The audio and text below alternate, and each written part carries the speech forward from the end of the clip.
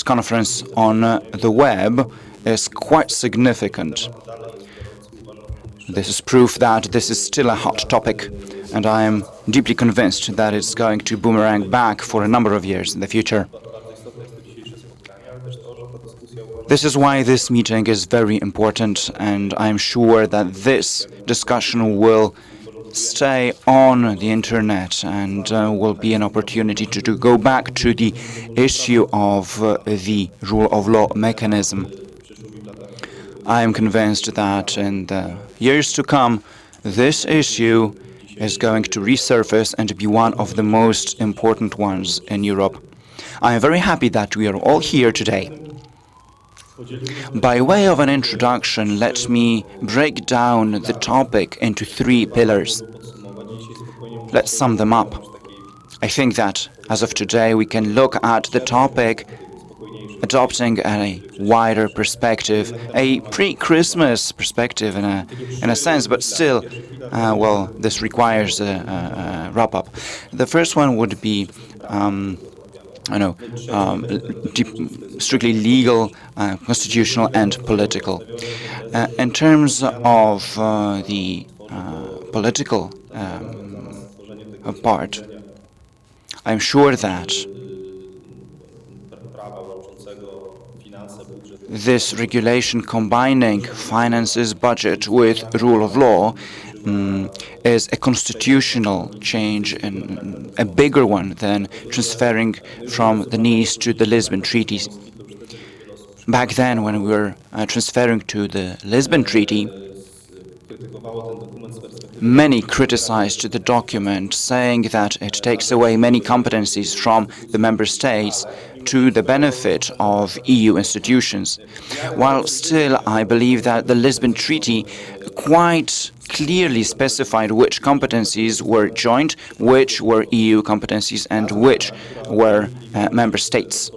The current change connected with connecting the budget with rule of law goes a step forward, because there is no clear breakdown between the competencies where the EU can intervene in this member states' competencies and where it's impossible.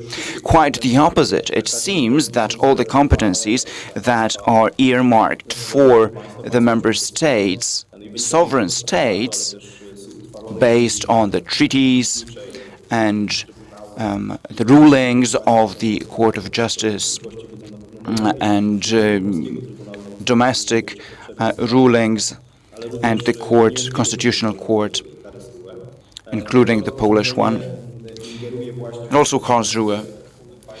But this regulation intervenes, it meddles with the competencies of the member state. This is why it's a step further, and it's a bigger change than transferring from one treaty to the other, while there is no official change in the treaties. It's just a regulation. So this is the constitutional element that I would like to draw your attention to and direct the discussion in this direction. The second one is strictly related to this particular document. The document we have been discussing about for the last few months has not been read by many participants of the discussion. That is, a lot of the discussion moves away from its actual text. What's important is that this document is constituted of 2 parts. The one that I'm trying to draw the attention in the discussion all the time talks in point 12 about the following element, that is, whether there is a breach of rule of law in the member state, institutions of the EU are going to decide about that. And one of the criteria is qualitative, and the decision is going to be made by the European Commission in terms of all member states. And it's worth stopping at this point and note that this assessment has been carried out by the Commission and is grotesque. It's grotesque because seemingly the same rules for picking constitutional judges in Spain are in line with the rule of law, and in Poland they are not. I even asked Mr. Rinders, with Ms. Jourova, why they included such BS in EU documentation, and what they answered is what they're always suggested by their Polish colleagues. They say, well, you might be right in this particular element, but it's all about the whole system, you know. But if I try to draw the discussion towards the particular elements, there is no precise answer at that point, ever.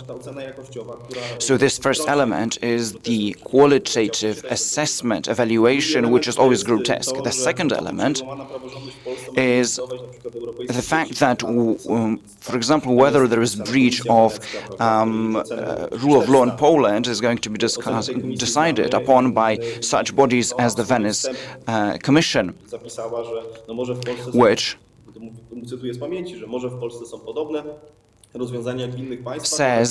has officially said that, well, there might be similar solutions in Poland like in other states, but it's a young democracy in contrast to old democracies, ergo, so what they can do, we cannot do.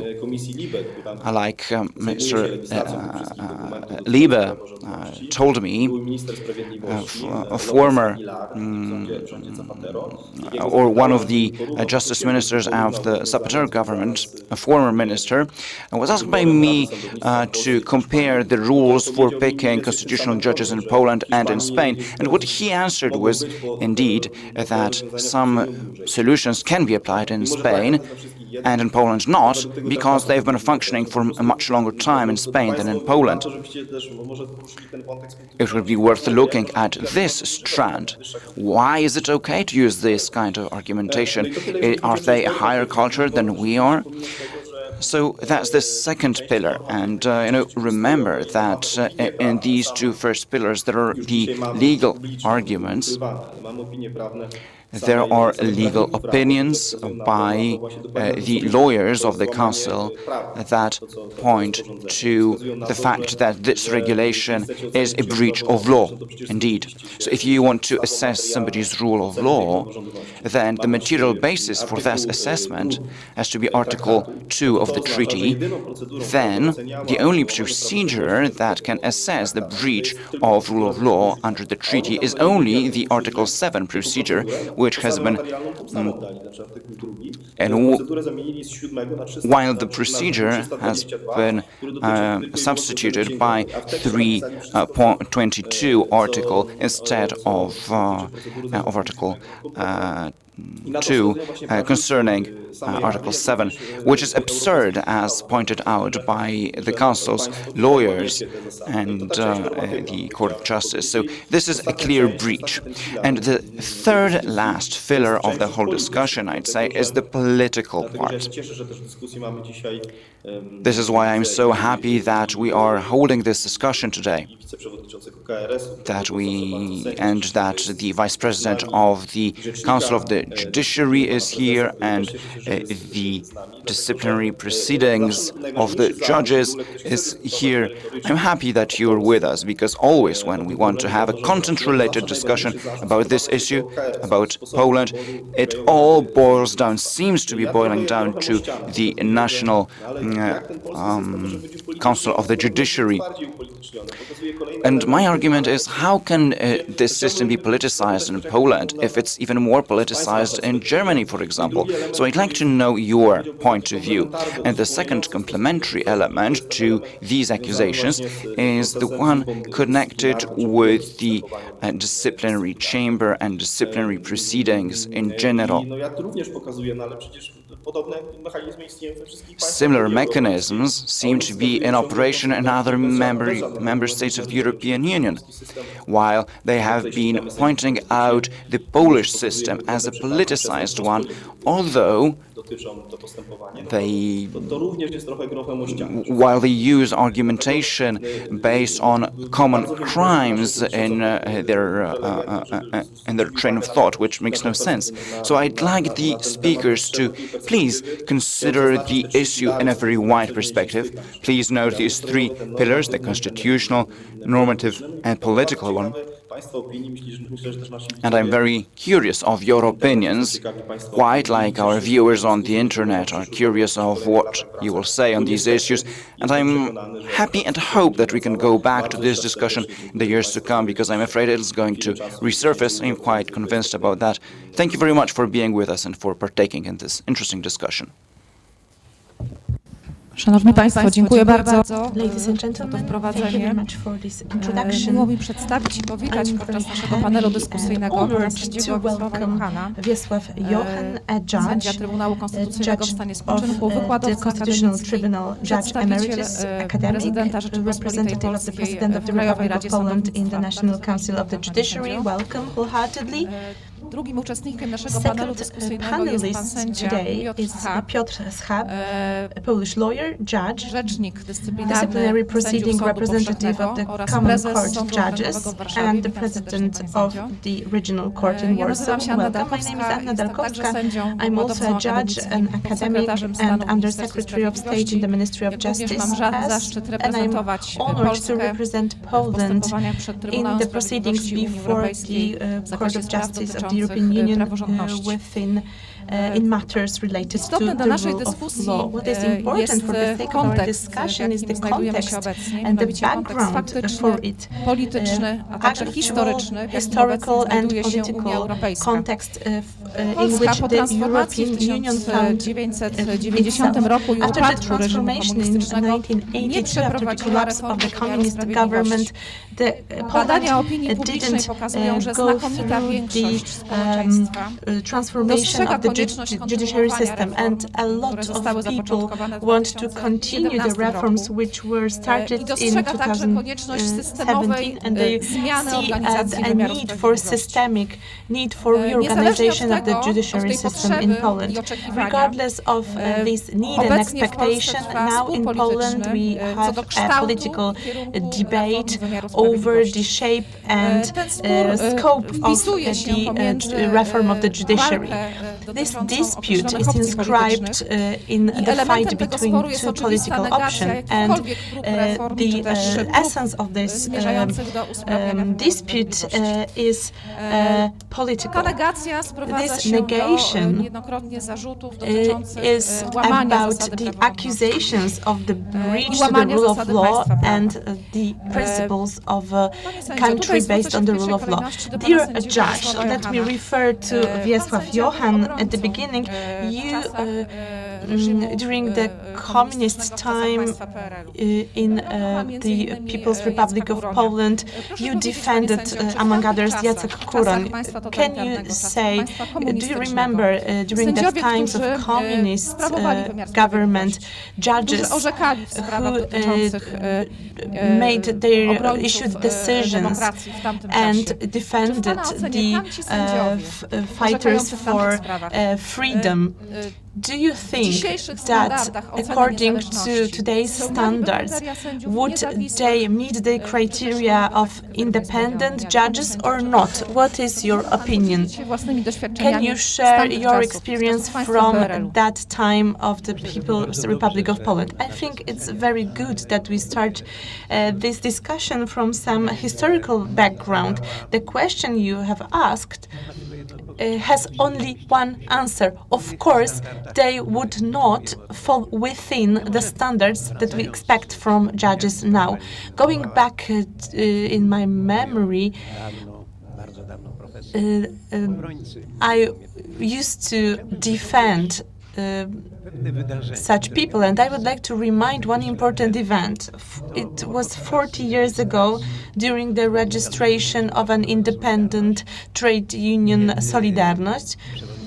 when the head of jury added to the statute, there was a motion and a judge adds something to it. It was that the trade union commits to give the supreme power to the United Workers' Party. So the head of the jury added something to the motion? Yes. I will not say his name. He's retired now.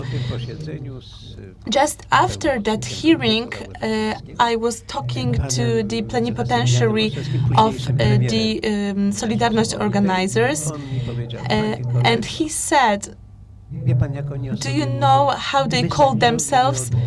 We judges not from God. From whom then? From the power of people. I think that that answer and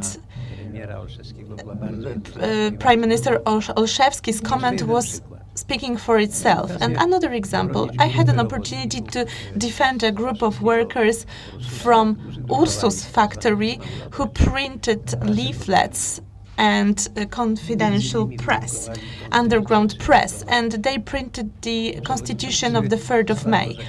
The head judge, because it was the head at the time at some point said one thing, and why do workers need the Constitution of the 3rd of May? So it reflected their how they despise these workers, people of the second category, and that was striking to me at the time. I will not comment on the judiciary system during the communist times, but that system was totally, and I'm talking about penal courts, not about civil courts, but also, and labor courts as well, because labor courts had an important role at the time. Now we admire representatives of oppositions who were judged and imprisoned and suffered for being active, but there were thousands of people who were laid off at the time. The judiciary system treated such phenomena, political phenomena, in one way. Everything had to serve the people's power, the communist government. And let me add another thing, very important quote from Mr. Siłanowicki, my outstanding colleague. You know, it's really striking to me when to the courtroom, the politics enters the courtroom, because if politics come, the justice goes off, and that is important. Yes, I totally agree. Could you say, in the proceedings in which you participated, in your opinion, did it happen that the principles of the state based on the rule of law, or the principles of the rule of law, were not were in breach? Were there any attempts of any neighboring countries to intervene with the judicial system in Poland during the communist time? Do you recall such a situation? I didn't want to hear that question, because the question or the answer to this question is sad for us. No, I can't remember such an attempt. I presided in these proceedings from the very beginning, and I cannot remember any reaction. Of course, some people supported that, some of them not, but I can't remember the European Union or anyone to intervene. We we had to deal with the situation on our own. And I really admire 10,000s and 100,000s of people trying to change the system, and they succeeded. Now Poland is taken as an example of a country which led to the collapse of the communist system in the Eastern Europe, but Europe didn't bother about us at the time. Okay. Before the system fell down, before the transformation, can we go back to the time in the context of 1981, the martial law in Poland? So what was the situation in terms of the judicial system? And now I will refer to Piotr Schab. Can you refer to that issue? How did it look like from the point of view of judges' independence and the independence of courts at the time when the martial law was announced, when penal courts worked intensely, where they have to deal with many politically motivated proceedings? Could you refer to the standards represented by the judges appointed by the Communist State Council? Did they meet the standards? And how, if we would assess them from today's perspective, if we would they pass the test suggested by the European Court of Justice? Of course not. Of course not when it comes to the tests of preservation of standards, and the only standard at the time was a political motivation and loyalty to the Communist Party. So they did everything in order to have power in their hands. So this is a drastic example, historical example.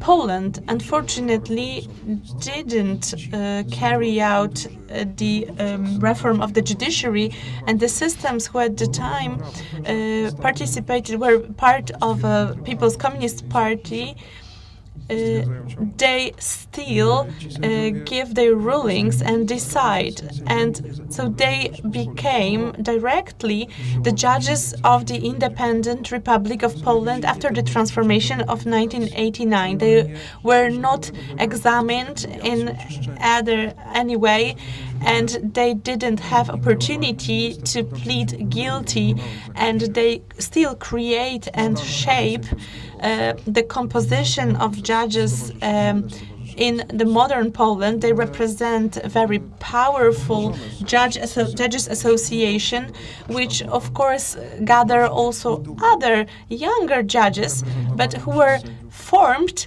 by these former communist members of the People's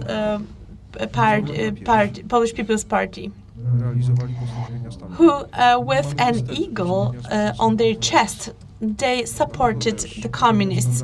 So asking for standards is very important, because on one hand, we can find a point of reference for decent and evaluation of judges, and on the other hand, it shows how much there is still to do in that respect. So a judge, it is very important to make these judges accountant for that. We have to remember that we didn't separate from the judges who implemented criminal acts of law. Okres orzekania, ponad 20-letni okres. Looking back at my career and 20 years as acting judge, I could say that the standards of the rule of law are no new element of the functioning of the Polish judiciary at all. Looking at what happens currently in terms of the accusations against Poland, in terms of the breach of the rule of law, There are no new criteria that would have never been defined in the Polish legal order. Please, what is your position in terms of the rule of law? Judge Johann, you as a retired judge of the Constitutional Court are certainly well positioned to share your experience in terms of the rule of law, that is, decoding this constitutional notion that has been brought up to accuse Poland of seemingly being incompetent in applying it. What's your take on it? Let me answer it in a minute, but before that, let me comment briefly on what my four speakers said. We've had an enormous number of judges who breached the rule of independence of judges. But remember that I had to deal with these judges. And also such judges who decided to rule in line with their best knowledge and according to the rules. Remember that there were such cases.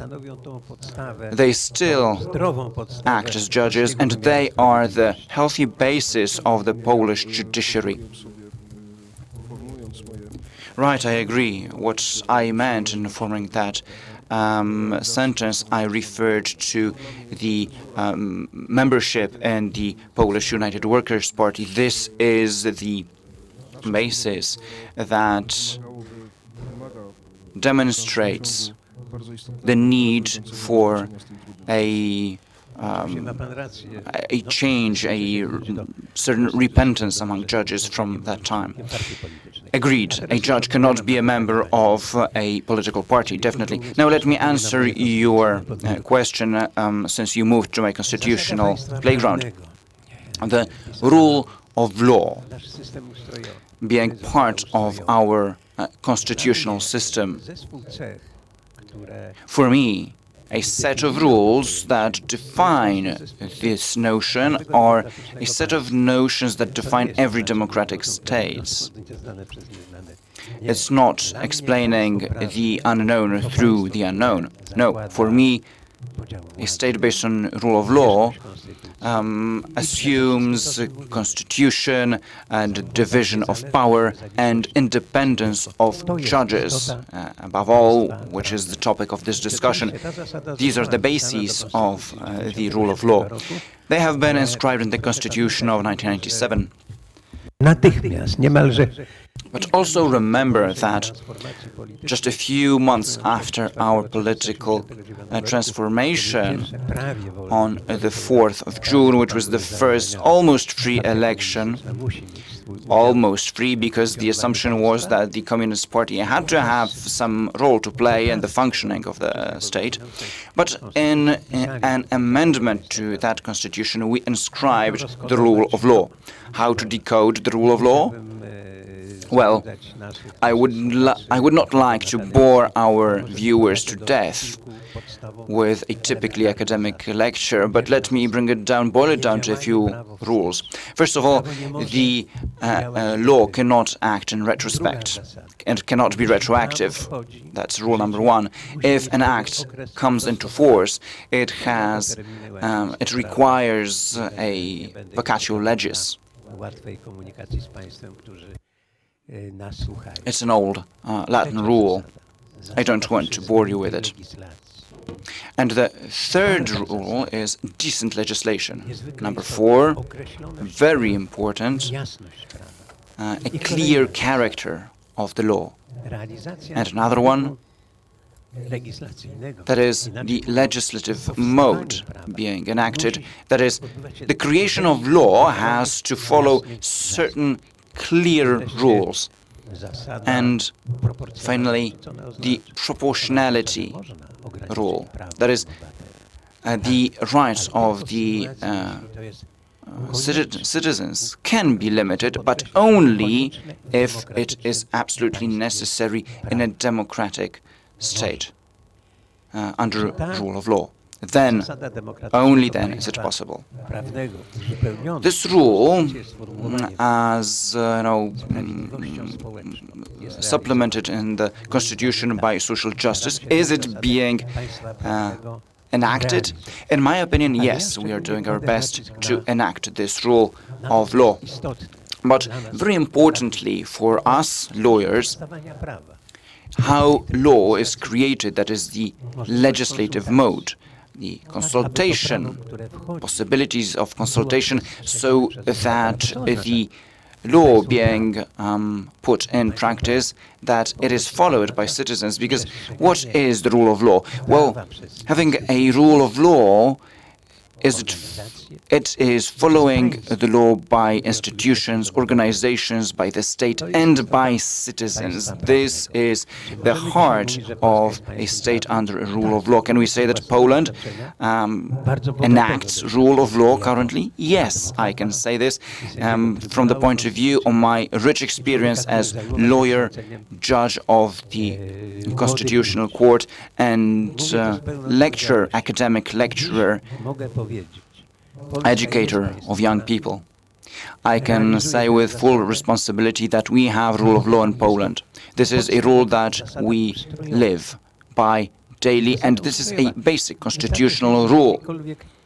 It's enough to look into any kind of publication or rulings by the Constitutional Court to demonstrate this. I was personally involved in rulings on many occasions when this notion had to be decoded. It might not be fully understood by the regular person.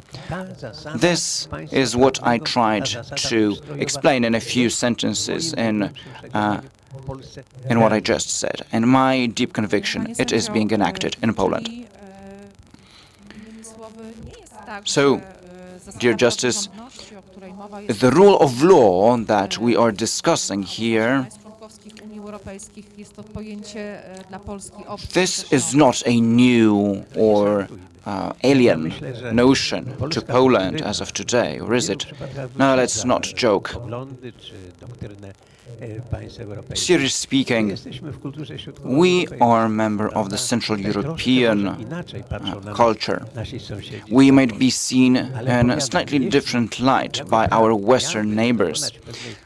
In any case, if, as a lawyer, I were to carry out an assessment, then I would say that I see no threat to what we call the rule of law, that is, law-abiding.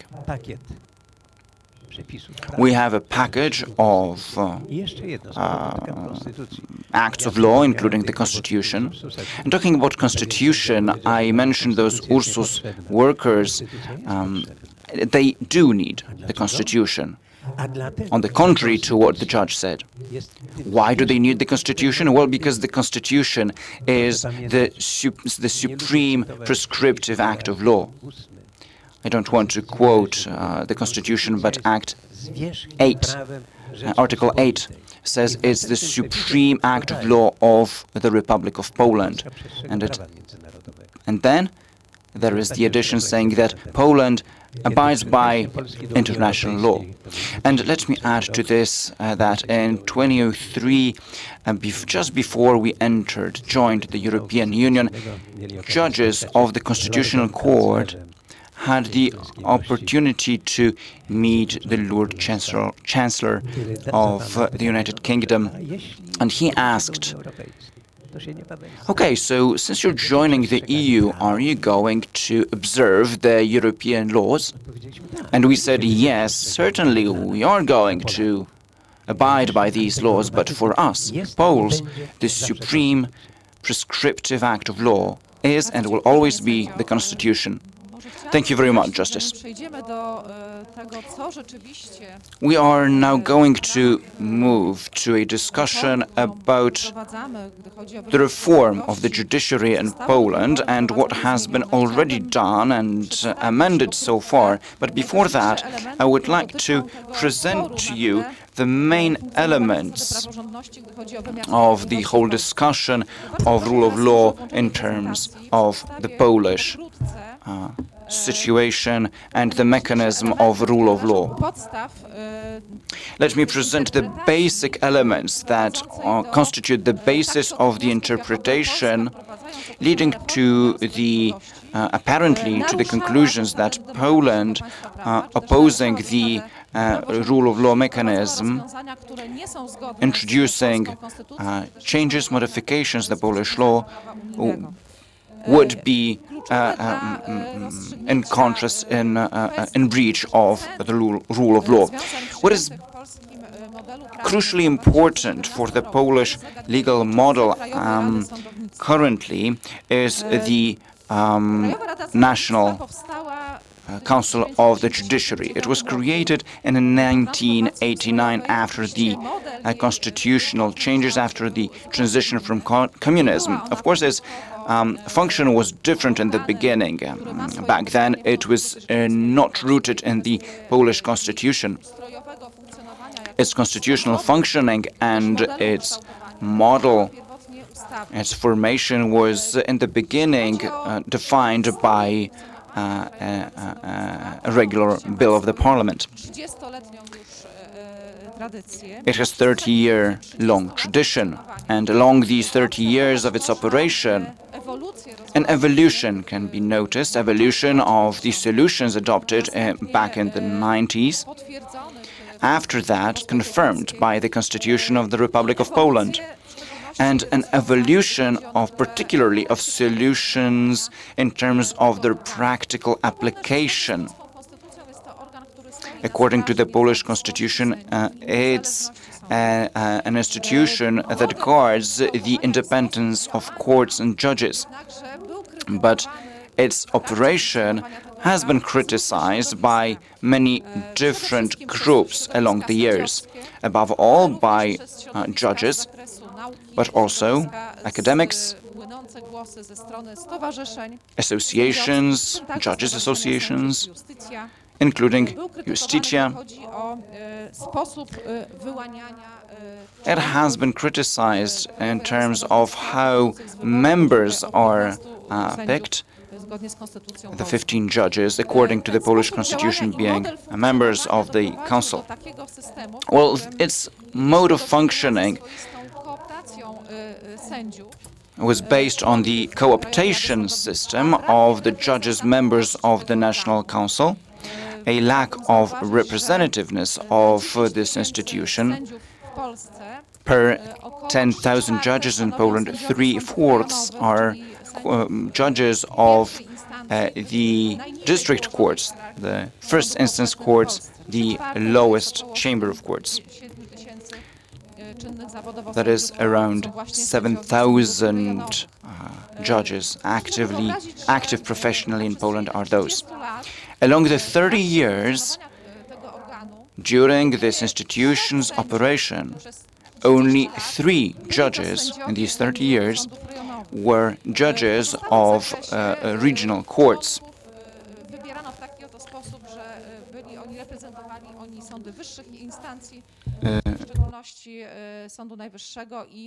District courts. These higher courts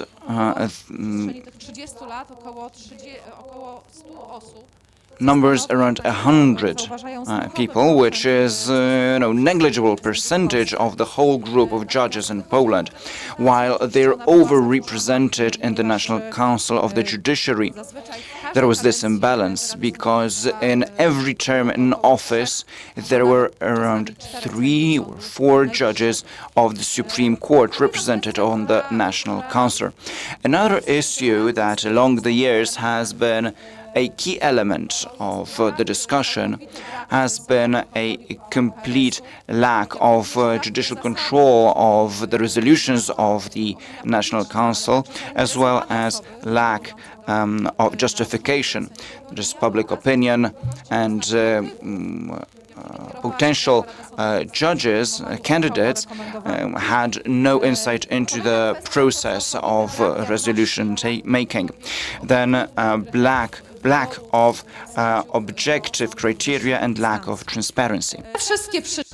All these reasons, which were, I will mention once again, which were noted by different judges' environments, they were a reason and inspiration to take the decision over the instigation of the reform of the judiciary system in Poland, which started in 2017 and started from the reform of the National Council of Judiciary.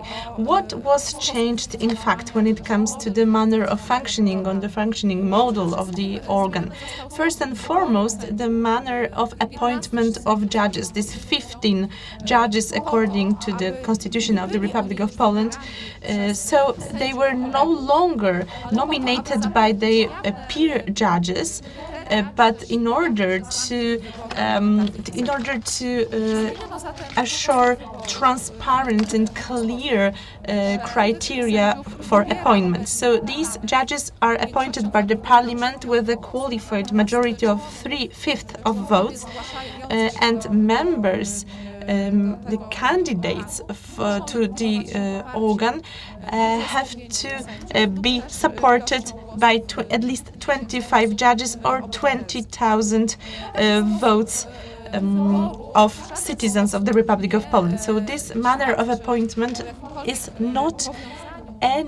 has nothing to do with linking the appointment of judges to the executive or legislative power. The only element of participation of power other than judicial power is when 3/5 of majority of votes is required. The term of office lasts 4 years, and what's interesting, in the 30 years history of the Judicial Council of National Council of Judiciary, it appeared that this term it was not performed in line with the Constitution, because jury members started to be appointed for individual terms, which was not in line with the Constitution, and Constitutional Tribunal in some rulings of 2017, 18 and 19 ruled that such a solution is unconstitutional. So now it's a cadence of 4 years unified for all members. What does it mean? It means that when it comes to this appointment for term was not in line with the Constitution. That may stir some doubts when it comes to the standards created by the Court of Justice of the European Union. Another important issue, which is key here in the context of the Council, we have to point out the decision of CJEU from 19th of November 2019, and I would like to mention two important issues. Firstly, the Court of Justice decided definitively that the nomination of a judge is indisputable if somebody got the act from the hands of the President of the Republic of Poland. So that means that the nomination of a judge is indisputable, and the European Court created an abstract test of the independence of the courts and of the judges. This abstract model is applicable not only to Poland, but to other member states of the European Union. As a consequence of this decision of 2019, there a series of questions were referred to the court, not only from the Polish court, but from other courts of member states of the Republic of Poland within the preliminary ruling procedure. So let me ask a question to Mr. Piotr Schap. How this element of the lack of possibility, this irrefutability of nomination of a judge should be interpreted? This element referred to by the Court of Justice of the European Union in a so-called ENG ruling, which is pointed out expressly in its text. So how do you perceive it in the context of the rule of law and the breach of it? Let me remind you that the thesis 145 of the ruling of November 2019, the ruling of the Court of Justice of the European Union, it was defined in the same ruling in item 67, where the Court of Justice of the European Union, when referring directly to the National Council of Judiciary, says that the prerogative appointment of judges by the President of the Republic of Poland, there is the disciplinary council has been constituted. So that means that the tribunal, in two ways, pointed out that the negation of the appointment of a judge by the President of the Republic of Poland, which is the President's prerogative, cannot be accepted. So, taking into account all attempts taken by Polish judges, because there were some attempts, or taken with political motivation, we could observe such a trend when it comes to political actions taken against Poland. They are in breach to the European law. Of course, we do not question the ruling of 19th of November 2019 of the Court of Justice of the European Union, and we trust that the CJEU took the right decision and interpreted its legislation. So, when amending the Act on Common Courts with reference to the ruling of the CJEU, in this amendment, there is an ambiguous provision that the negation of the status of a judge by some judges who tried to take the role of examiners, and they tried to examine whether the President of Poland is the right, is authorized to appoint a judge, is delict, and I think that makes the best answer to your question. It's a tort. When it comes to the issues with reference to the proceedings before the CJEU, as a consequence of the judiciary system reforms which were instigated, and in the context of the case study and the rulings of November 2019 in ENG case, we have to point out that this ruling was misinterpreted in many ways. The first thing which is important here is the so-called independence test, which was artificially created by the Court of Justice, giving the competence to the ruling courts to test the criteria of judge independence. Based on these criteria, a very interesting preliminary ruling procedure question was the question referring to judges appointed by the State Council. Because we talk about judges appointed by the Council after the reform of 2018, but the Court of Justice pointed out some objective criteria which authorize the composition of judges to test this independence criteria, no matter what when these appointments were made.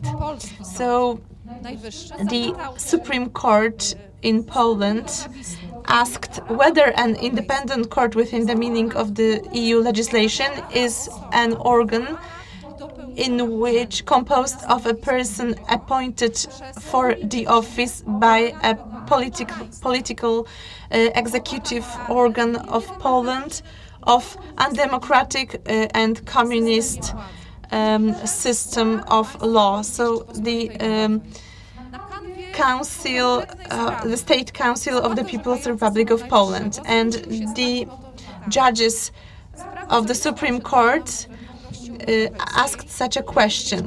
That case was not decided on yet, and it will be very interesting in the context of other rulings being made with reference to the rule of law. I'm pointing out to that because at the beginning of this panel, we asked ourselves in what manner judges from being active in that period were appointed to the council. And that's interesting, and of course Poland will be active in and will actively react to that, to the reaction of the CJEU to that issue. Another important thing, these are the rulings of other courts of member states, among which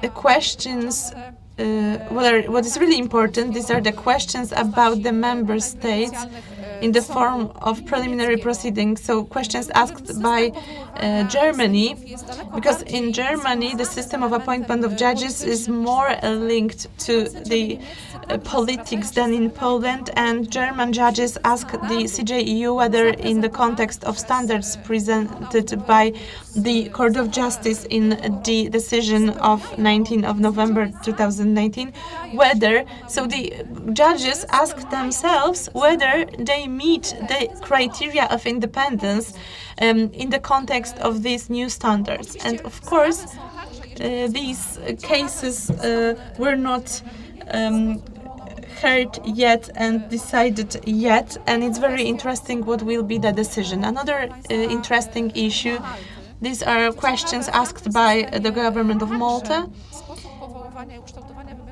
because the shaping of judiciary there is also very much linked to the politics, and they asked about the shaping of the model when it comes to the criteria of independence and autonomy. In the meantime, the Ombudsman issued a decision with regard to this the Malta question, and he said that there is no such standard which would make it possible that no other element than the judicial element takes part in the appointment of judges. And they decided that still it doesn't mean that they are in breach to the rule of law principle. Also in Poland, the European Commission says that the model involving the political element at the during the appointment or during the nomination of judges, it doesn't mean that somebody is in breach with the independence criterion.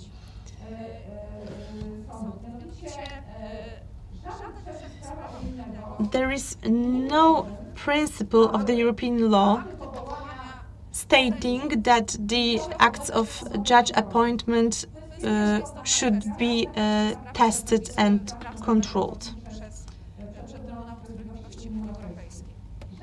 So there is no principle in the EU legislation saying that appointments of judges could be refutable if it is not provided for in the principles of law of a given state. So judges are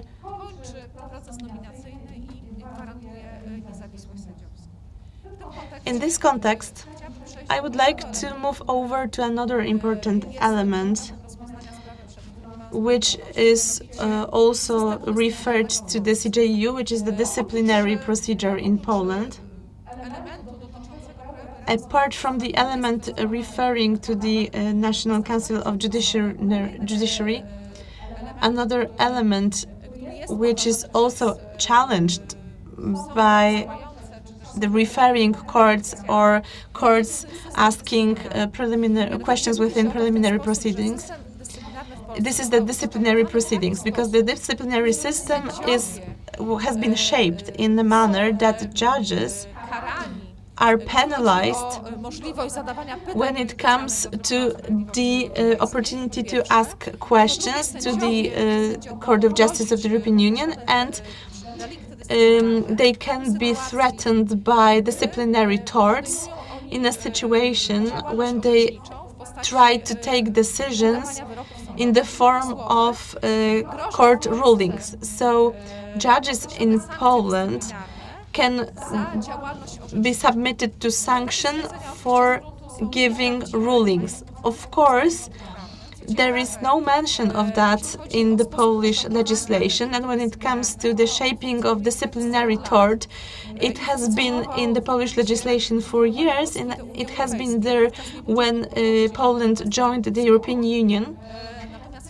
And now it stirs some doubts of other member states. I would like to refer to Piotr Schab as the disciplinary proceedings representatives of the Common Courts of Judges. How does it look like in Poland based on the case which was heard by the tribunal? In April, the ruling was issued, and the disciplinary chamber was suspended in their activity within the scope of judiciary when it comes to disciplinary proceedings against judges, which may lead to a disturbing situation when this disciplinary system doesn't function anymore. How does it look like from the perspective of your experience and your activity as a representative and the activity of disciplinary courts in Poland? Because I would like to point out that the disciplinary system in Poland is shaped not only that we have the disciplinary chamber, we also have disciplinary courts, which are functioning in the first instance in the courts of appeals. And the Common Courts judges are disciplinary judges, and the Chamber of Appeal, this is the chamber, disciplinary chamber.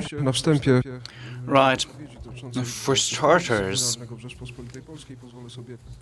let me point to the fact that two-instance system in Poland is a strong guarantee for judges. It guarantees impartial, independent judges in all courts appointed by the President of the Republic, having their impartiality guaranteed, which is extremely important because not all states of the European Union have similar solutions. Let me say that it's slightly schematic to use this political argumentation in the discussion. It's an argumentation emanating from Poland outwards. It is being used by vying parties to the political debate argument that it refers to penalizing the judges for the rulings. It is absolute nonsense. Let me stress this, it's nonsense. It is untrue that any judge has ever been penalized for asking the Court of Justice for a preliminary ruling. It is untrue that there might be any disciplinary proceedings in such cases. The judge's disciplinary representative has never taken such action. We only tried to clear out certain situations without starting a disciplinary procedure. We asked kind questions to judges. Why two preliminary rulings in the form of rulings, very wide rulings in terms of common courts, are identical in their text? What is the translation of that consultation to impartiality and independence in judges' rulings? This is what we wanted to find out. We wanted to find out why the key elements, key passages of these two rulings were identical. After we received a response, which to my mind was not satisfactory, we came to the conclusion that it made no sense to start a disciplinary proceeding. So it was not started. It was not started in connection with the situation, with the asking, with the reference for motion for preliminary ruling, although the judge, one of the judges, was in breach of Article 267. In the form of asking an impermissible question. Why am I mentioning this? Well, because the motion, the request for preliminary ruling concerning strictly the disciplinary system in Poland, the judge undermined a huge trial, an important trial of a huge criminal organization which rolled for a number of years, in which a number of people expected legal protection. That judge breached that, undermined the whole process by asking for a preliminary ruling of the Court of Justice of the EU. Let me tell you and stress that this was strictly invented for the needs of the political discussion in Poland, that there might be any penalties to judges for requesting preliminary rulings. No, none of the adversaries of the Polish state could point to such passages, such situations, which is proof to the fact that it's nonsense. The Polish law, the Polish constitution, the Polish professional ethics among judges guarantee that there is no such possibility. Let me stress this. Also, I would like to point to the fact that the Polish disciplinary system has the task of eliminating judges unfit to play their role in the judiciary. We have seen cases of criminal behavior, all kinds of other breaches of law among judges, which legally disqualify such persons as working as judges. These are very few situations, but indeed such have been noted, and eliminating such persons from the professional body is the role of this institution, of the disciplinary system among judges in Poland. Oczywiście sąd ostatecznie się o tym Of course, it's for the judges to make the final decision, but we have the job of identifying such possible criminal behaviors. This is what the disciplinary chamber operates for. The disciplinary chamber operates in this kind of cases precisely. Also, it's a second instance court based on wide regulation. Let me also point to one more fact. A source of a certain discussion might be the securing ruling of April this year of the Court of Justice, because it's not really a fact that the disciplinary chamber has been suspended by the Court of Justice of the EU. No, the Court of Justice obliged the Polish Republic to suspend the operation of the disciplinary chamber in situations concerning discipline among judges. So it's a requirement to suspend an act of law, which is meddling with the Polish law. It should be a prerogative of the Polish Parliament, so it's a rather particular situation geared towards dictating, imposing a certain act of law to the Polish Parliament. So a certain instructions sent to the Polish members of parliament that is forbidden by the Polish constitution. So, well, that's, no, the question is about its legality. In talking about this ruling, on a number of occasions, the European Commission referred to the Polish government for information on application of this ruling. It seems that the Polish government has no competencies to put in practice, picking up on what my first speaker said. In no democratic order, including Poland, no government has the remit to suspend the operation of a court. The proceedings before the disciplinary chamber at the point of the ruling of the Court of Justice were in process. So the only competency that could be enacted was the competency of the Supreme Court. Note that the Supreme Court did apply this ruling in the following way. That is, indeed, the disciplinary chamber suspended these operations in terms of disciplinary operations of courts, while new cases being brought in are awaiting the final ruling by the Court of Justice of the EU or the Constitutional Court's final ruling, because it's worth noting at this point that the Supreme Court referred to the Constitutional Court to decide whether the Polish Constitution, the Polish law, allows for this kind of ruling in the form of suspending a certain act of law in terms of disciplinary proceedings for judges. So the material state of affairs is that there are no cases, no proceedings in course, but the disciplinary chamber is in operation in all other kinds of its remit, because there are notaries, bailiffs, and other lawyers, cases being in the process, or other cases concerning judges, but not concerning the disciplinary issues, but covering, for example, criminal cases that would possibly allow to try a judge in a common court. Would you like to add something?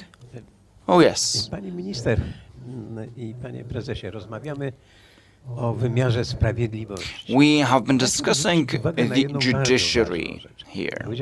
Let me draw your attention to a key fact that is right to be tried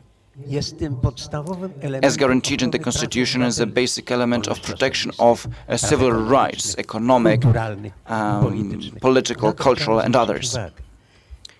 This is key. The judiciary is to secure our rights. I might be slightly biased in terms of my focus on the Constitution because I worked on the Constitutional Court for 9 years. But from my point of view, it's absolutely crucial because we're talking about protecting basic rights of every individual. And in our conversation about the National Council of the Judiciary, it would be worthwhile noticing who does justice in the name of the Republic of Poland. I've had the opportunity to partake in meetings with the President of the Republic of Poland when he appoints new judges. And the words spoken on such opportunities are such. I share with you a part of my remit. I give you the right to decide the fate of citizens. These are very important phrases. But the question I ask myself on such opportunities is the following. Who, in the name of the Republic, is part of that power? Who are those people? My experience on the National Council of the Judiciary is quite rich. For 5 years, that is longer than one term. At least back then, when they were appointed by panels of courts and currently by the Parliament, because my term was more or less the same as the President's, and then the President appointed me for another 5-year-long term. Let's see about that, how it plays out. But, well, I do have certain experience, and I have experience in this mode of appointment. Of course, there are constitutional requirements, that's one thing, but on the part of the National Council, at least in the last 3 years, when I've been working with this new National Council, while I find this name Neo-KRS, the Neo Council of the Judiciary, I find it very annoying. It's in line with law. So calling it Neo, what does that mean? New? No, it's the institution that has been foreseen by the Constitution of the Republic of Poland. I must say that after the first term, because that's always, after a first period of adaptation to these requirements of mode of work, in my assessment, in my evaluation, I might be, slightly on the sideline because I've been appointed by the President. I have to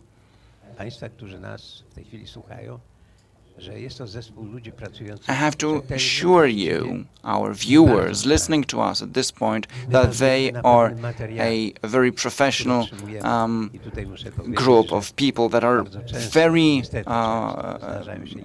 efficient in their operation.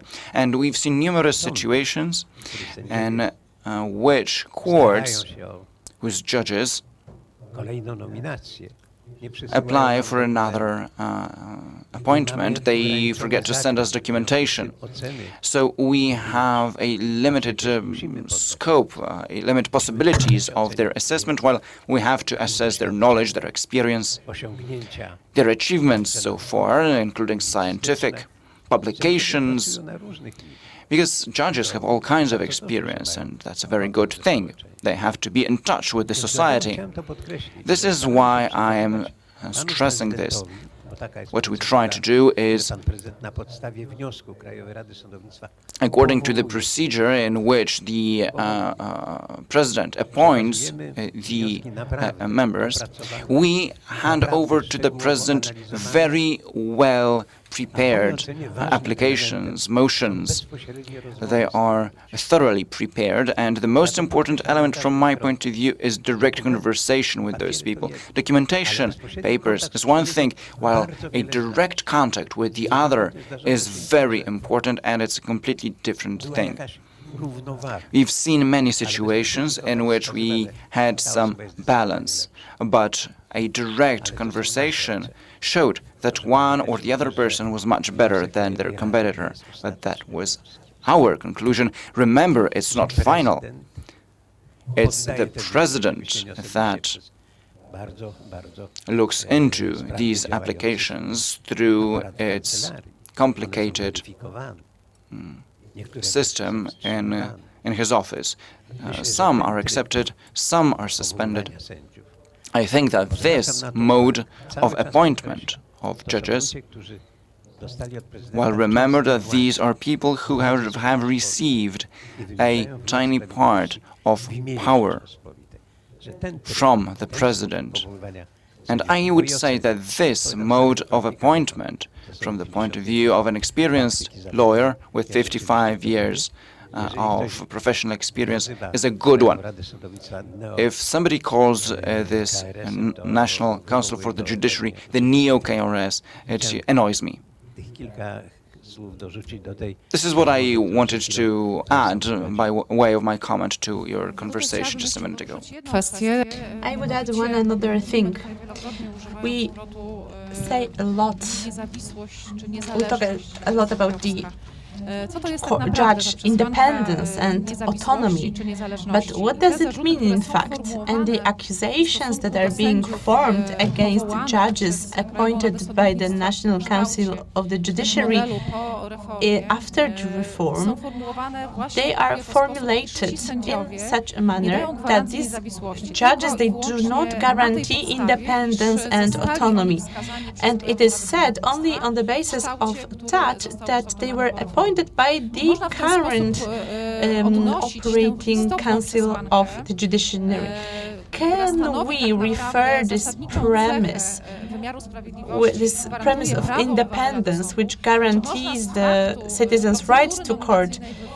Can we look for the source of independence of court within this procedure? Can we substantiate the accusation of a breach to the rule of law based on a hypothetical impressions or feelings which are very often referred to by participants, by the participating entities in these procedures. So can we base such accusations on some hypothesis with regard to their future decisions? When referring court of the Netherlands in the case of the European arrest warrant, they questioned the lawfulness of this warrant only because it was issued in the country which is being under the reform of the judiciary system. And the Dutch court interpreted that all courts in Poland, they do not guarantee independence and they cannot be taken for a legitimate court within the EU legislation. You have referred to a very important problem. You mentioned the European arrest warrant. You perfectly know, you are an experienced lawyer, and you can perfectly remember that from the Code of Penal Procedure, it provided for a rule of extradition. We didn't give away our citizens. Why? In the Constitutional Tribunal, we couldn't refer and we couldn't criticize on these principles, but we made it clear that there is a need to change Constitution in order to amend the Act, and it became true. And this is the best example that we adapted our law to the European law And so you reminded me of that when you mentioned the European arrest warrant. Yes, this institution should exist, and it exists, but sometimes it gets distorted by our partners from the European Union, and this Dutch case is the best example of that. So that was the example when we adapted even our constitution to the European law. I would like to add one thing. This issue has been completed before the court. They issued a final decision stating that there is no legal premise to question the independence of judges and courts on the basis of the fact that the system, the reform of the judiciary system in Poland has been instigated. Of course, this premise of independence maybe should be assessed in some certain specific circumstances, but we cannot create a norm according to which all judges of Poland become not independent, only because we can see some attempts to reform the judiciary system. So the fact whether the judge offers guarantees independence, we will learn from his decisions. In the Polish legislation, for many years there has been an institution allowing the assessment of the independence of Poland. There is the institution of exclusion of the judge from the court proceedings. All courts at every level apply this principle, and also so the participants of procedure and judges themselves, they apply it. Yes, of course, this institution of exclusion of the judge from the court proceedings is frequently used by all members of the procedure. Moreover, there are some provisions which sometimes impose an obligation on the judge, which oblige the judge to exclude themselves from certain proceedings. So it is obvious that some circumstances may question the independence of judges. So the institution of exclusion of a judge from the proceedings is very frequently used. Yes. Ladies and gentlemen, when it comes to this question, which is so important from the Polish judicial system, there are no premises, no reasons, and no evidence preventing us from stating that the Polish courts are not independent and not autonomous. On top of that, the Polish judicial system, while implementing the principle of the democratic rule of law, they fully meet all requirements specified in the EU legislation, and I think that will be the direction to follow for the CJEU. And when it comes to further reforms of the judicial system of Poland, because they are expected, they are needed, and they are necessary, it goes beyond any doubt of any environments in Poland and abroad. So I hope that these reforms will be continued.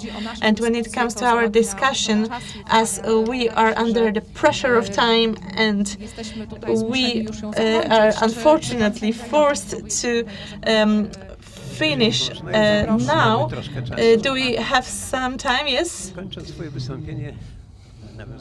Yes, at the end of your speech, you referred to the principles of the democratic state based on the rule of law. Why this principle is at heart of our attention?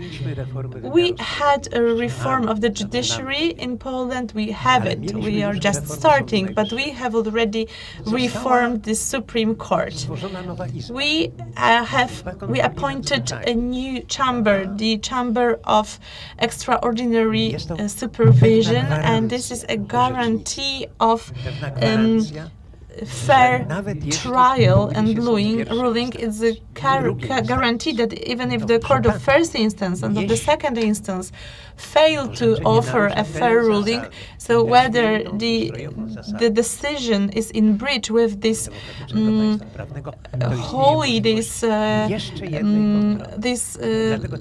the most important supreme rule, they still have some there is still some possibility to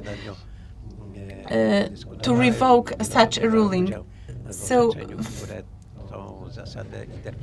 there are many interpretations of the rule, but I think it's very important as an instrument of the protection of the rights of the citizens. I think it's great what you've said.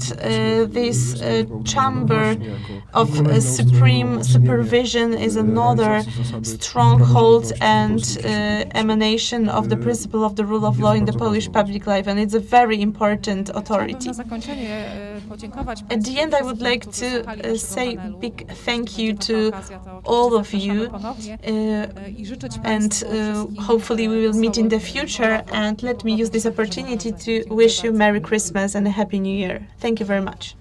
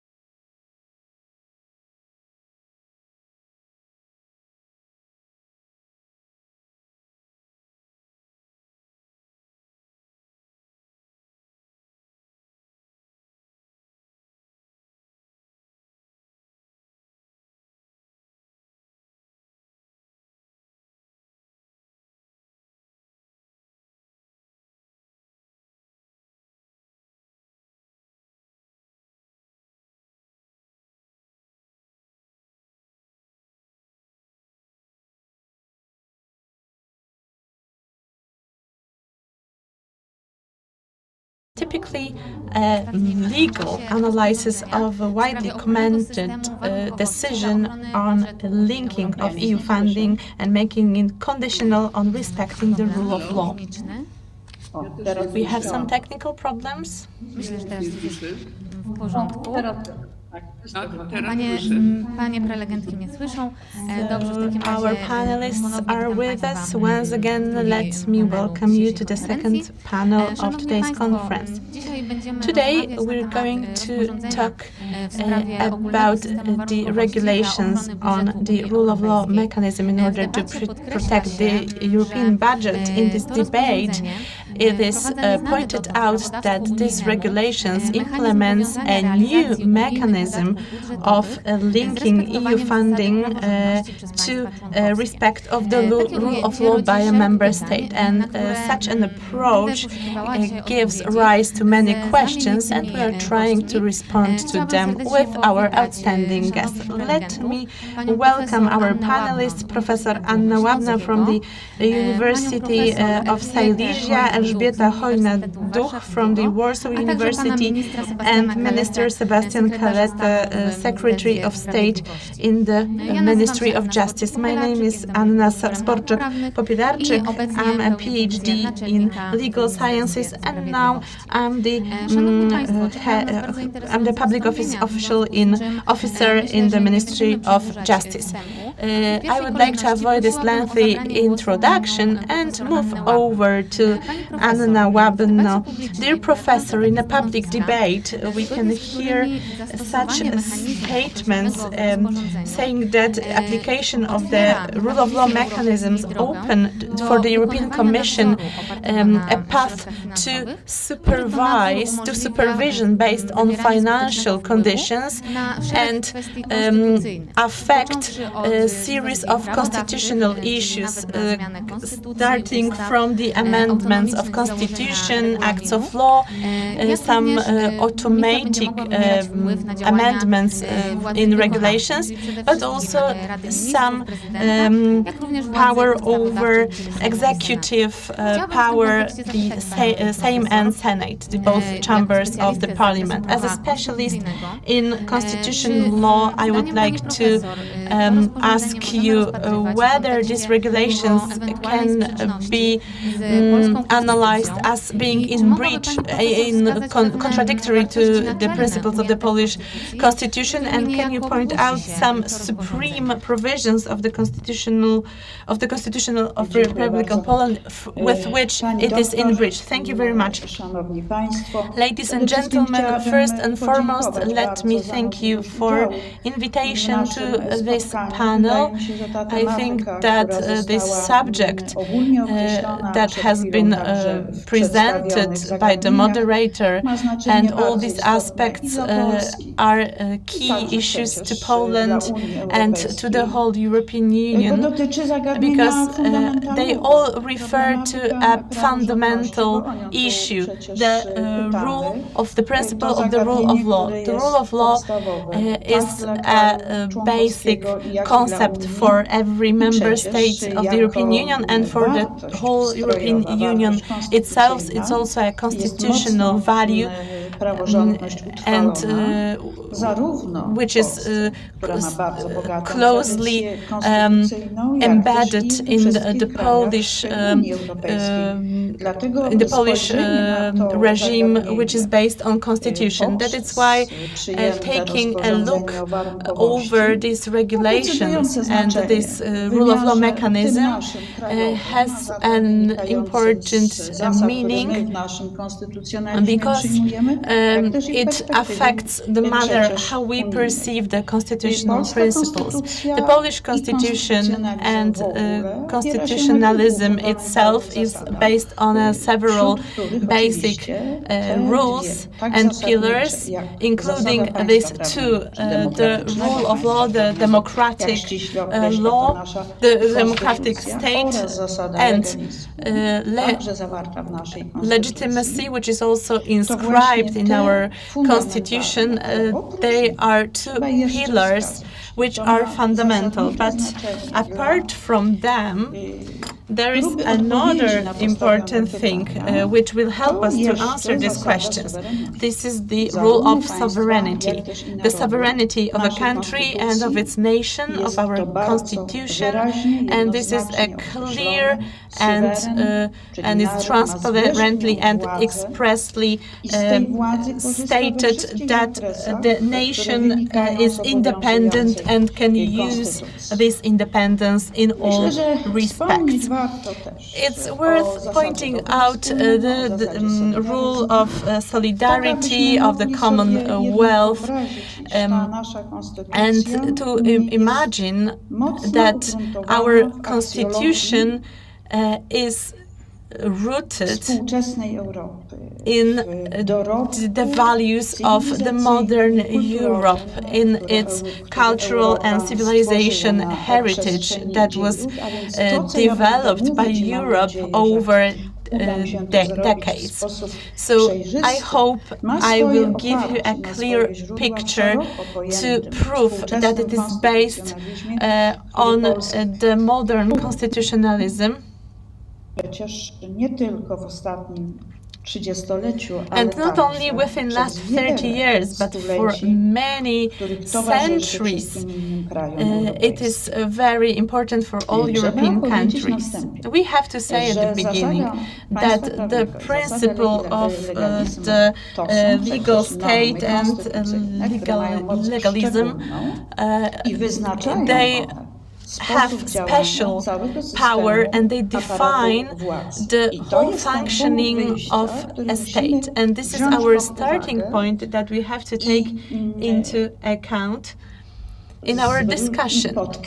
And we have to stress that operation of the government, of the power in Poland, have to respect these rules, because otherwise we would be in breach with the constitution.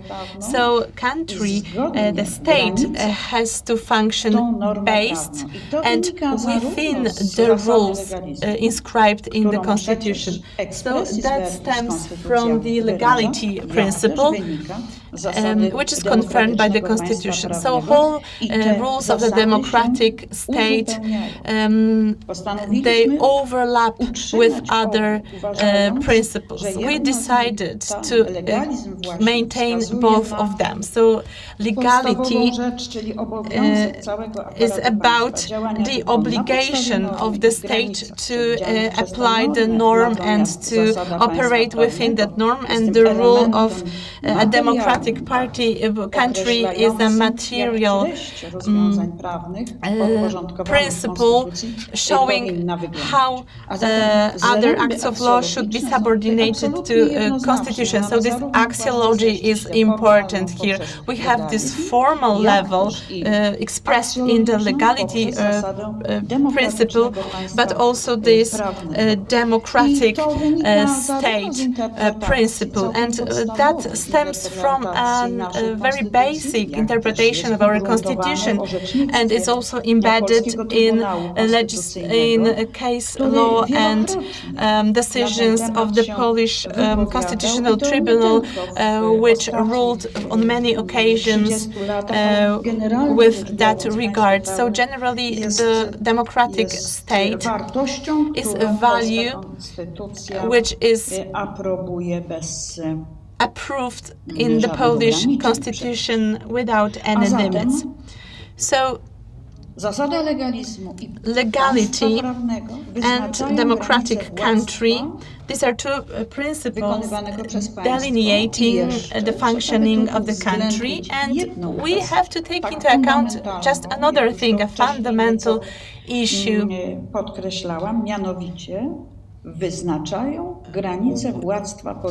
They should delineate the scope of power entrusted by the nation. So when we talk about the basics of constitution and of exerting power, we have to take into account the democratic country principle, legality principles, and the boundaries defined by the power given by the nation. And the third aspect is as important as the previous two, and they make up the totality, which is a basis and fundament of a democratic country respecting the rule of law. This is why it seems to me that the whole issue, or rather the set of issues that you raised, should be seen from 2 points of view that seem indispensable to me.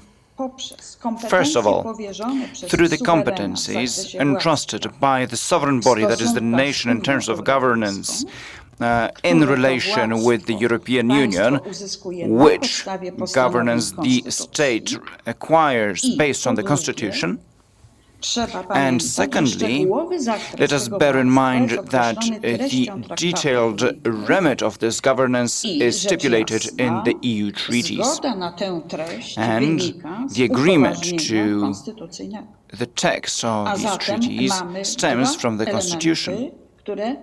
So these two elements define the kind of approach to every legal norm created by the European Union.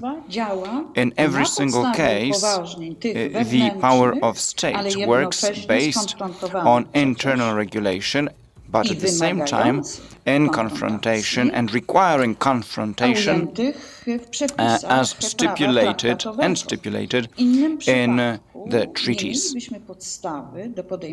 Otherwise, we would have absolutely no basis for taking up any proceedings, because it could be in breach of what we see as legality, or, going a step further, the rule of law.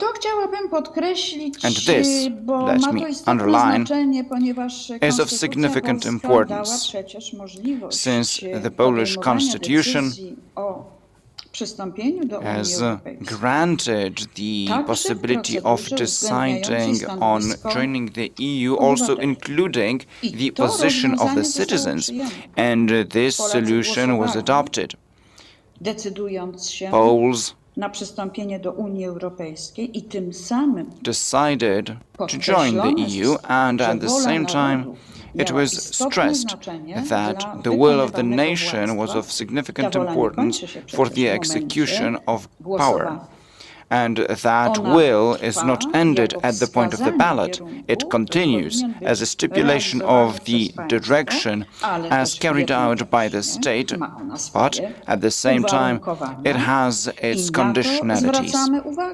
And this is something we draw attention to, because this is fundamental. We have to operate based on the Constitution, including all the norms defined by the Constitution. These show the way for the state to operate in order to express the will of the nation. So yes, Poland is based on legality, rule of law as a basis for its order. And this should be the main interest of every government. Thank you very much, dear Professor, for this interesting presentation. I might ask you one question that you did not raise, that is the possibility to influence, based on this regulation by the EU, on the executive branch in Poland. I mean, the constitutional provisions referring to, for example, the autonomy of the parliament, the executive branch, or the impartiality and independence of courts and judges. Is there any possible talk of conflict between Articles 95 of the Constitution, 126, or Article 173 of the Constitution and this new regulation of the EU? Well, certainly, there is a whole set of detailed issues, and we have to inspect them in detail, above all from the point of view of Article 5 of the Treaty of the European Union. If we take that into account, then the question arises, with what you, in light of what you mentioned, are we not in conflict possibly with Article 5? That is, we also have difficulties applying the rule of subsidiarity. All that was so defined in the treaty in order to delineate the governance of the state or the EU, well, because it's the states that constitute the EU, so their will expressed in the treaties, particularly here, what I mean is the appropriation rule and the subsidiarity rule, decides which competencies are appointed to which bodies. So we have to reflect on the question about to what extent we see a divergence between these rules that I quoted and what stems from the governance on the part of the state. And this is a fundamental problem, since there is no basis to conclude that the regulations concerning the conditionality should be applied in the state, because none of these norms has such a character that the state has no remit to implement it. On the contrary, the state has its tools, its institutions that can do it even better, especially since particular functions are already in operation. For example, the use of EU funds. It's no novelty. We have our experience, we have our institutions, the Supreme Supervision Council. We have entities that are professionally prepared to do this.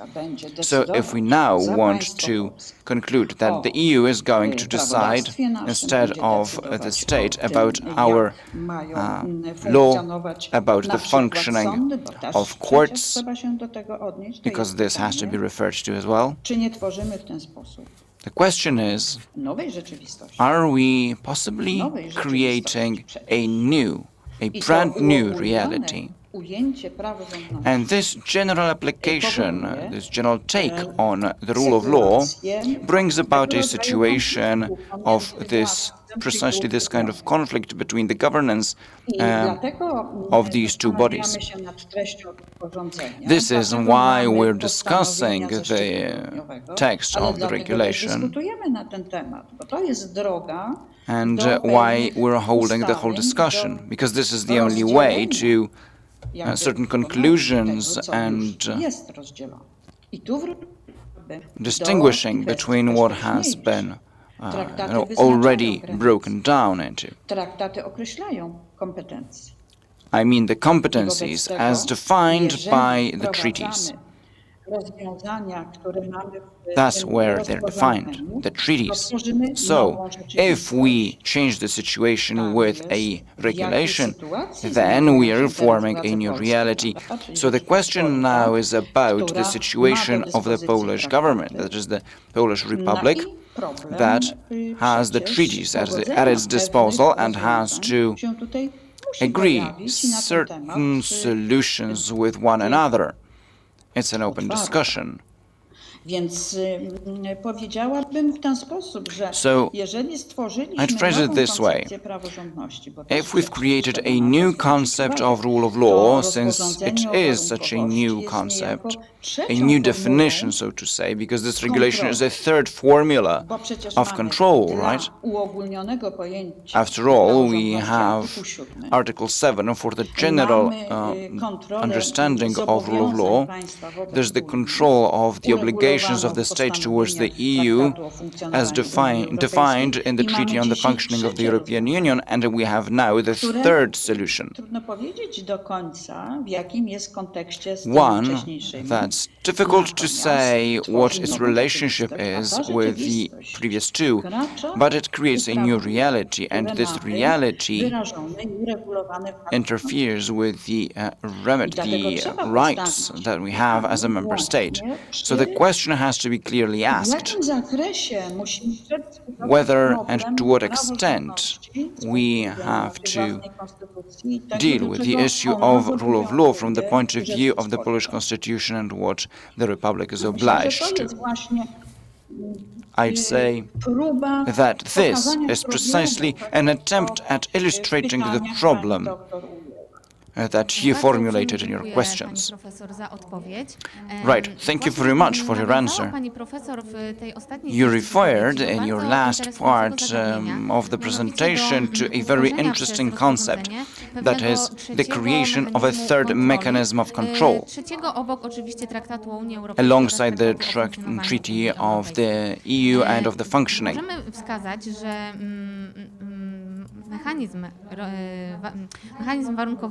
The conditionality mechanism that has been introduced by this regulation is directly applicable to all member states, with no need for transposition into the national law. So it might be worth reflecting.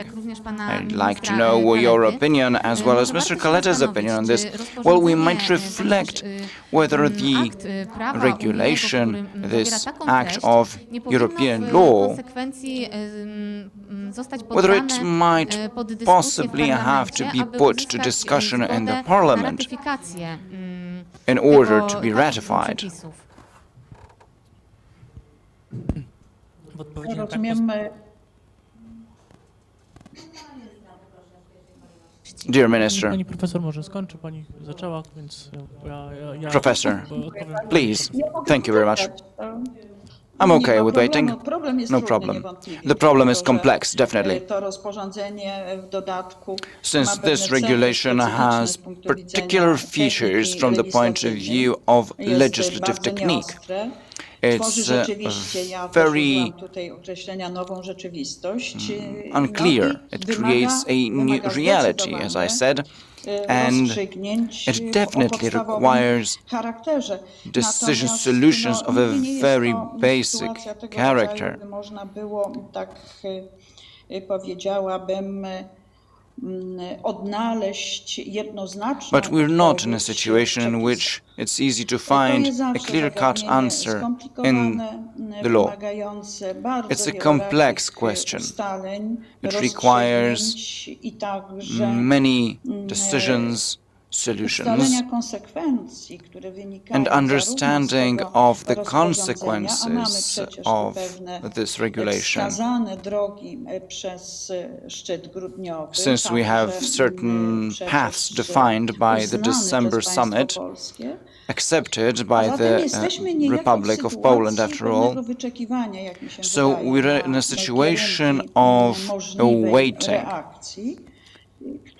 Wait for possible directions of reaction that have to be defined by legal elements and constitutional elements.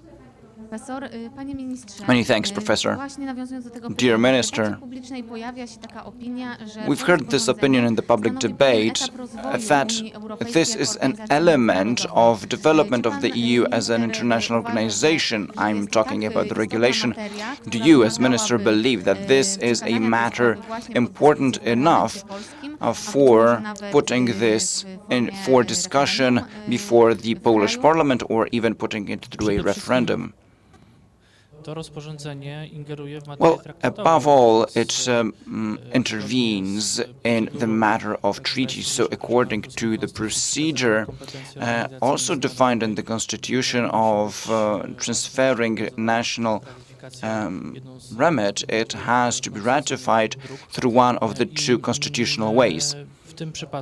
And in this case, this regulation goes so deep in procedure from Article 7 and possible, in terms of possible consequences for breaches of rule of law, it's hard to put up with the situation.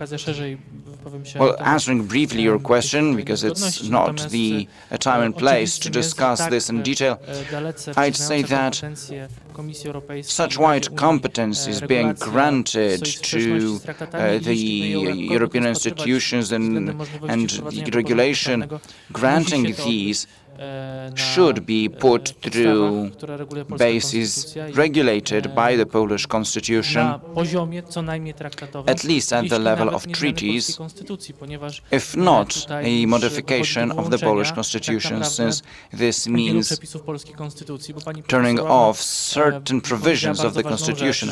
Since Professor Łabno said one important thing, legality is part of the Polish constitutional order, so it cannot be, we cannot have this conflict at the level of law, of a regulation, that is, the regulation saying everything is okay in line with the regulation, while the conclusion of the Constitution is different also in terms of our obligations internationally, but impacting internal order, internal operation of constitutional institutions of the state. So it's rather clear-cut, but we might need a wider discussion. Definitely you'll have the opportunity to expand on that in the next part of this panel, but before that, let me address Professor Hojno-Duch as a financial law specialist. Zwracam się do pani profesor z prośbą o So, dear professor, could you analyze another important element of the budget package, including the regulations of the rule of law mechanism, but also the recovery fund? Could you address the issues related to this recovery fund?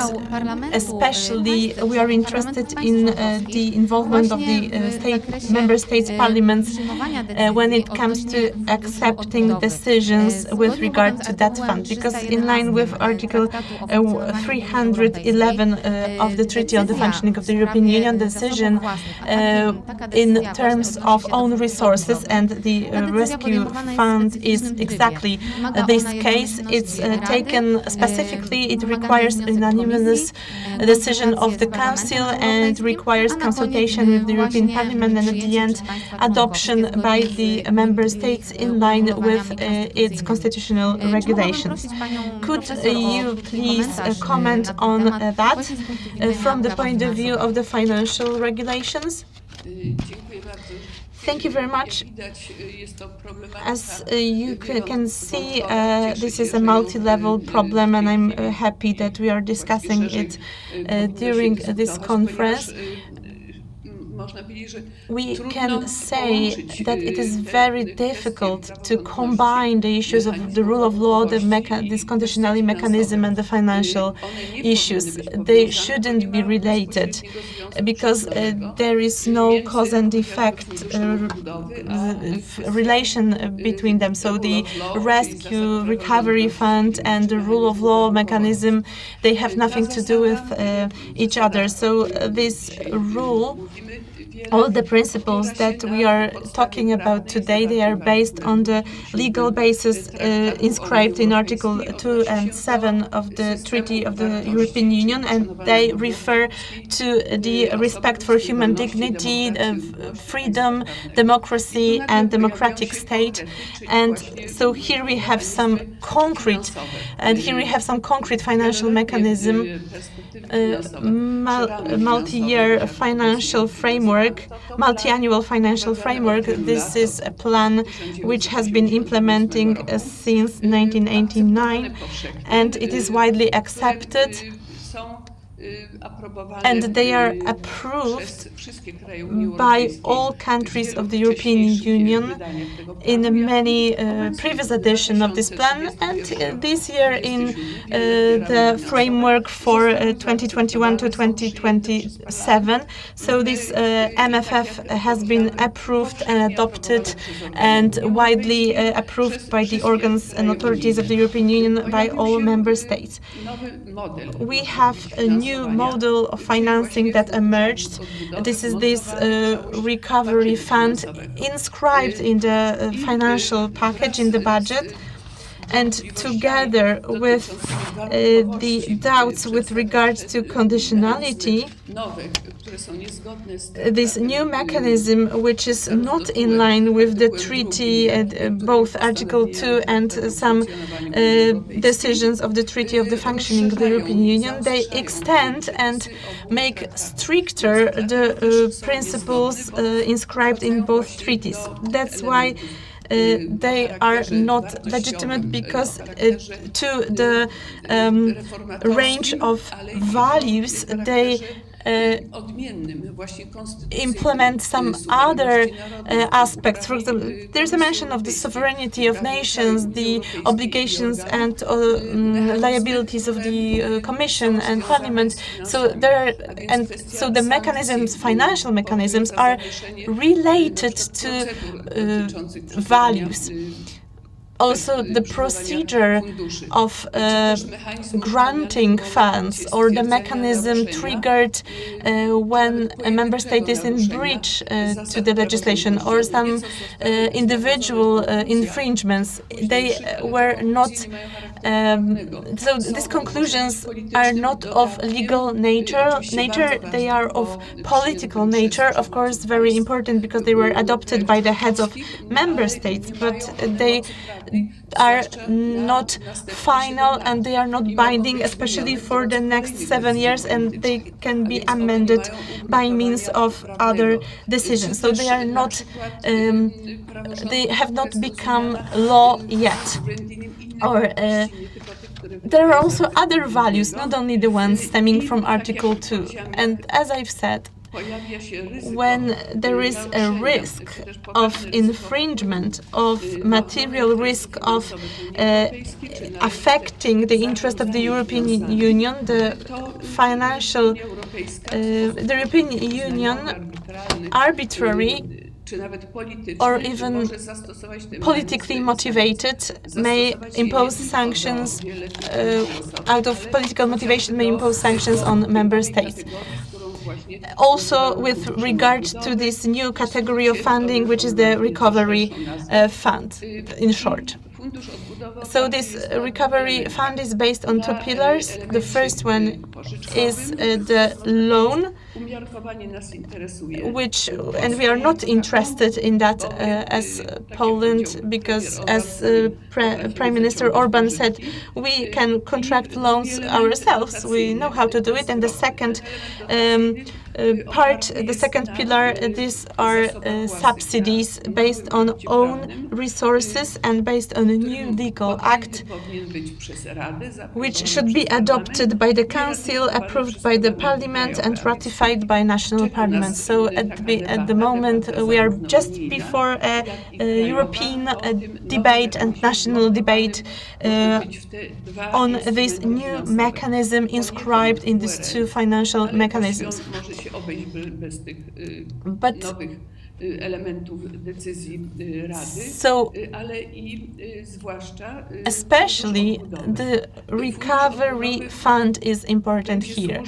It will serve more to the southern countries, which is Spain, Italy. They need this fund, and Greece, because they are heavily in debt even before the pandemic, with high level of debt and levels which are kept flat for many years. In comparison to France, Belgium, countries, so they extended the limits when they joined the Eurozone in 1997. Belgium, for example, had a level of indebtedness of 130%, whereas the limit, the EU accepted limit, was 60% at the time, versus the GDP. So these countries of Southern Europe, plus Belgium and France and Portugal, which keep their high level of debt, these countries are highly interested in the recovery fund. Why? Because they need loans, and these loans are not included in this level of debt. So Greece, with over 200% of public debt versus GDP, the loan that they are going to get will not increase and will not constitute a burden to their debt. So it will not negatively affect their rating by external institutions and rating agencies, and especially by investors and so-called capital markets. So first and foremost, this is a fund addressed to the countries of the Southern Europe, not to Poland. When it comes to the second part, the subsidies, Poland uses it in a minor, to a minor extent. So, as Bruegel Institute says, it's about 26 billion. Dariusz Wolski says it's even less. It's about 23 billion. So it's not a lot. It's not, if we take it into account that it is a loan taken for many years. So the grant it's not grant that we're going to take in February next year. It will serve for two main purposes. Two areas of transformation. They will be spent on digitalization and climate change prevention. So before Poland gets it, a series of conditions has to be met, and national co-financing is required to be granted this subsidy. I'm not able to present you all conditions to be met during such a limited time of this conference, but this fund is not a favorite fund of the northern countries, especially the Netherlands, which for 4 days maintained veto on that, as they objected higher levels of grants and a higher level of debt. So they transferred a part of grants to loans and decreased that part. So if we didn't approve this fund, the Netherlands and developed and wealthy European countries would be very happy with the situation, because they wouldn't have to do their contribution in the form of new taxes, because it's another issue related to the sources of financing for this recovery fund. Professor, I would like to ask you an important question with regards to the recovery fund. We have mentioned it already. This is the efficiency and possibility to suspend payments in line with the regulations on the conditionality mechanism. So the European Commission will have an opportunity to apply sanctions with regard to the totality of funds and concrete operating programs granted to given countries. It is inscribed in Article 4 of the regulations, and the Commission in that respect is obliged to apply the proportionality rule, which means that they have to adapt the level of sanctions to the current or potential breach to the rule of law and the effect of this infringement, of this breach on the functioning of the finances of the European Union. Dear Professor, what should be the criteria for assessment? Because only the mention in the regulations that we should apply proportionality principle is not very precise, and in consequence, what should be the criteria for this assessment, and whether, in your opinion, European authorities avail of relevant instruments to assess such proportionality? When it comes to this stricter conditionality mechanism, my opinion has to be negative. There were many doubts raised with reference to this mechanism, so that the mandate to negotiate with regard to this project, to this draft, because we are still waiting for the decision with regard to own means. It is not in line with the treaties, first and foremost, and it is not compliant with the conclusions of the July European Council. And Poland disagree with these conclusions and the results adopted by through this assessment. So a severe risk of proper management of finances within European Union or protection of European Union interest, these are very vague concepts to be a premise, which means that decisions to be taken can be 100% arbitrary. So principles are not very content-based. We got accustomed as lawyers, as a society, to have some concrete criteria. The concept of the rule of law is not sharp in its meaning, and we are appealing to have an exact definition and to make it compliant with all treaties, with the conclusions of different political European and other forums, as well as our national constitution, which was mentioned by Professor Łabno. So the mechanism of tying transfers of EU money with the rule of law, so this vague definition of terms. So we need the precision which is being discussed since the year 2000 with regard to the reforms to the judicial system, firstly in Hungary, then in Romania, and in 2015 when we started our reforms in Poland. So the European Union tries to put their hands on the competence which are an individual sovereign competence of countries, of member states, and of our governments. As we have no tools, and the tools that we have, the European tools, are not efficient, we have this blurred image and chaos in legislation with many vague principles applicable in the European Union, which should be condensed and made precise. So now the time has come to discuss it, to what does it mean to follow the rule of law, to define such very fashionable concepts as sustainability or conscious or eco-economy. What does that mean in fact? These are very fashionable words that we try to define, and we try to introduce them to discussions and to the analysis made by 27 member states, because each of these 27 member states has its separate history of law, its regulations, and that issue.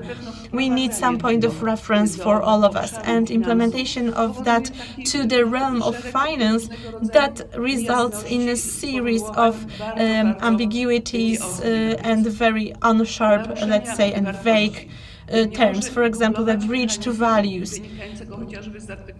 So we cannot duplicate the principles which stem from other articles. Of course, the assessment whether somebody is in breach to the rule of law, it's a question whether they should devote the country of the funding or not. We don't want it, but at the same time, these mechanisms cannot interfere with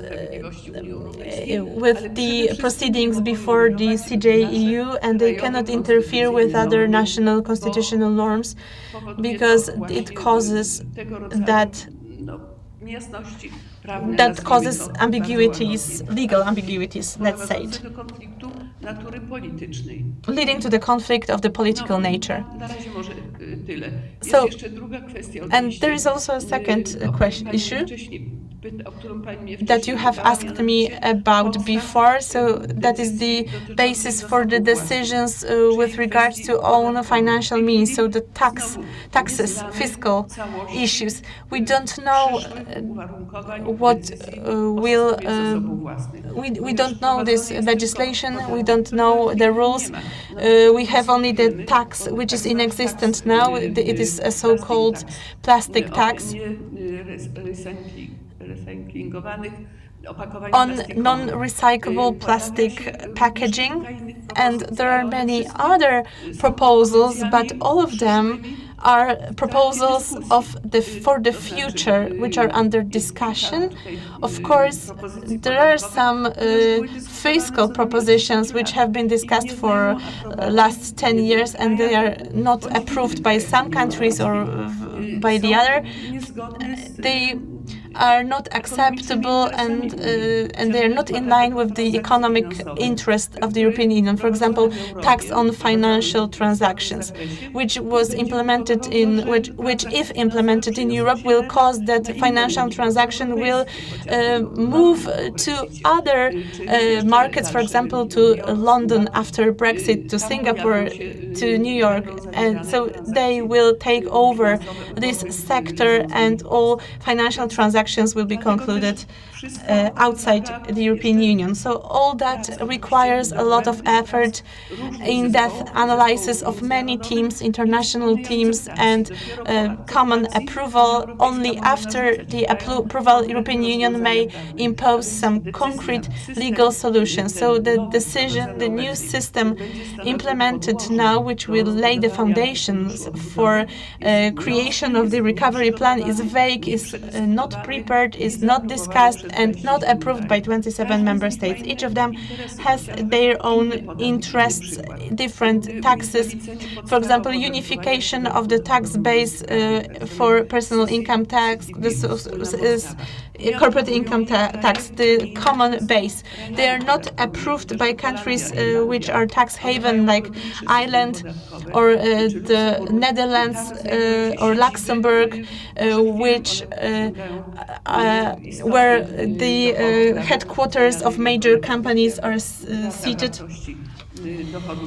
So other countries of the European Union, for about 100 million euro, this is their evaluation of it, and they will protest against this tax, which will become a basis for the recovery fund. The recovery fund will be an institution which will be very liquid. It will be based on the loan system. The European Commission, a new thread. As an issuer of loans, it is not prepared for its role. Of course, it will be based on the cooperation with the European Central Bank, the Eurozone Bank. We are outside the Eurozone, so we will not have our say or control over the relationships and the financial relations between the European Commission and the European Central Bank in that respect. So that also requires discussion. Of course, it would be the best if the discussion wouldn't be undertaken during the pandemic, but of course, we can meet online, because all these issues have to be discussed and described. We have to understand that. The third issue is that we cannot amend regulations all the time. When we talk about plastic tax, the rate changes from month to month. The rate, of course, for Poland will be encumbered with that tax, and starting from the 1st of January 2021, despite the fact that it's not prepared yet, for sure it will be implemented in the second half of 2021, but it will be applicable from the beginning of the year, so the impact will be quite significant. All these issues have to be analyzed, have to be discussed here in Poland among our ministers, the Minister of Finance, of Regional Funds, of Development, of Justice.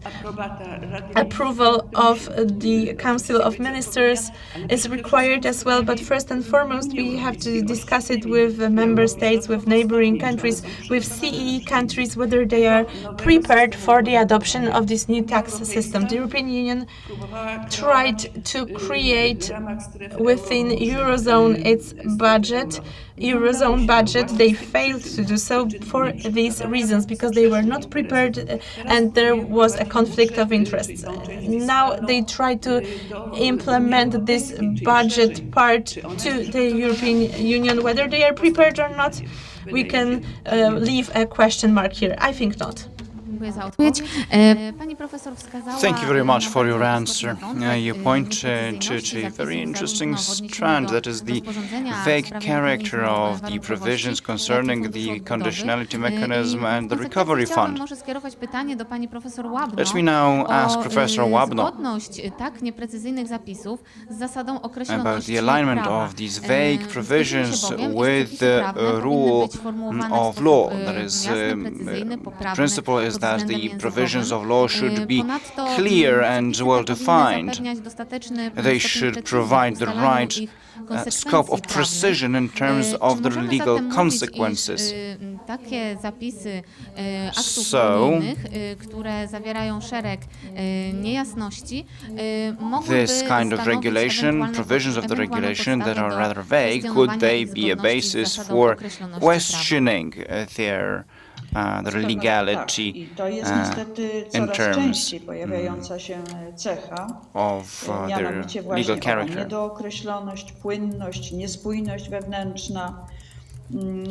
Right, the issue of these provisions being rather vague and the legal path, the legislative path being rather badly defined, w aspekcie formalnym, a więc legalizm zakłada także are an issue because legality assumes certainly meeting certain criteria, and if we do not know what the content is of a legal norm, then it cannot be a basis for drawing conclusions.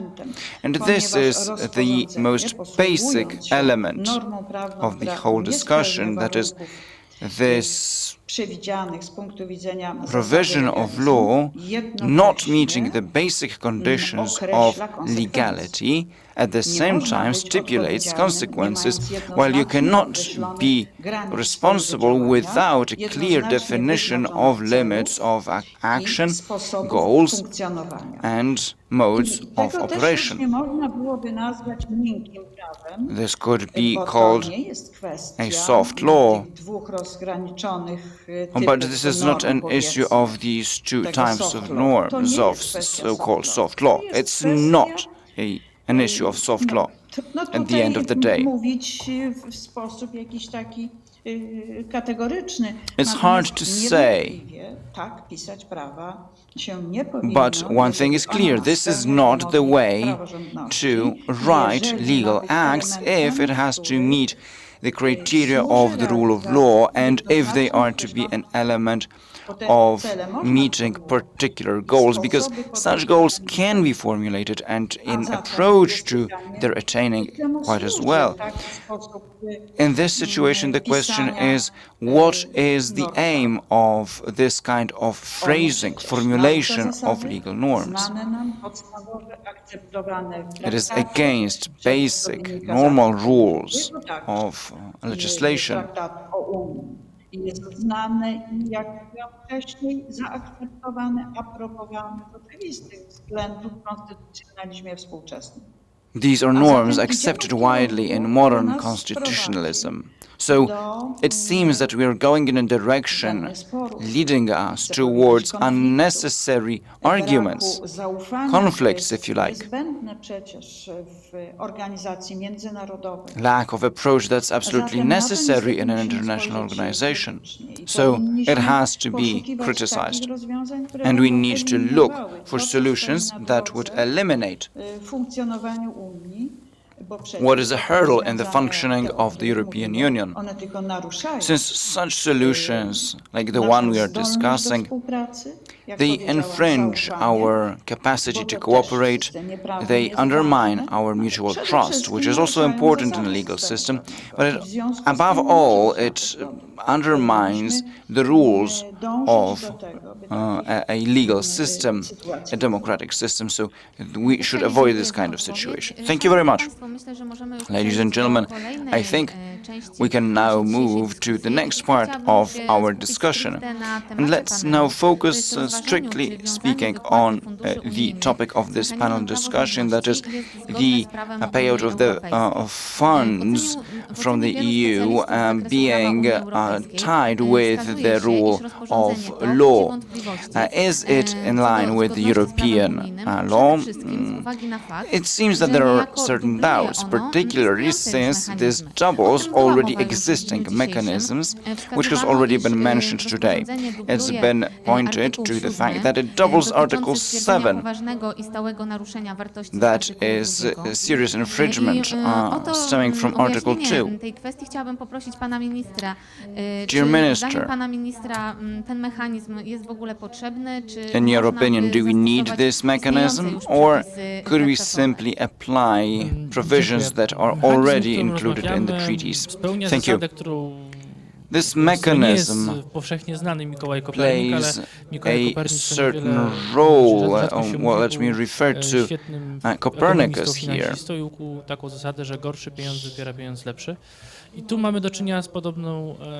Or rather, the rule that worse money takes the place of better money. The same could go for legal procedures.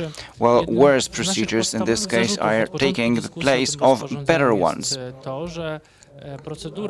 replacing them, so to say. We are talking about a procedure that is to put pressure on states to follow certain rules from Article 2, that is, rules that should rather be characteristic feature of every democracy. This procedure, that is Article 2, points directly to the rule of law, and we're talking about Article 2, while in Article 7 it is clearly defined what, in terms of procedures, should be done in any case, whether by the Commission, the Parliament, or a group of member states, if they come to the conclusion that one of the states do not follow the rule of law.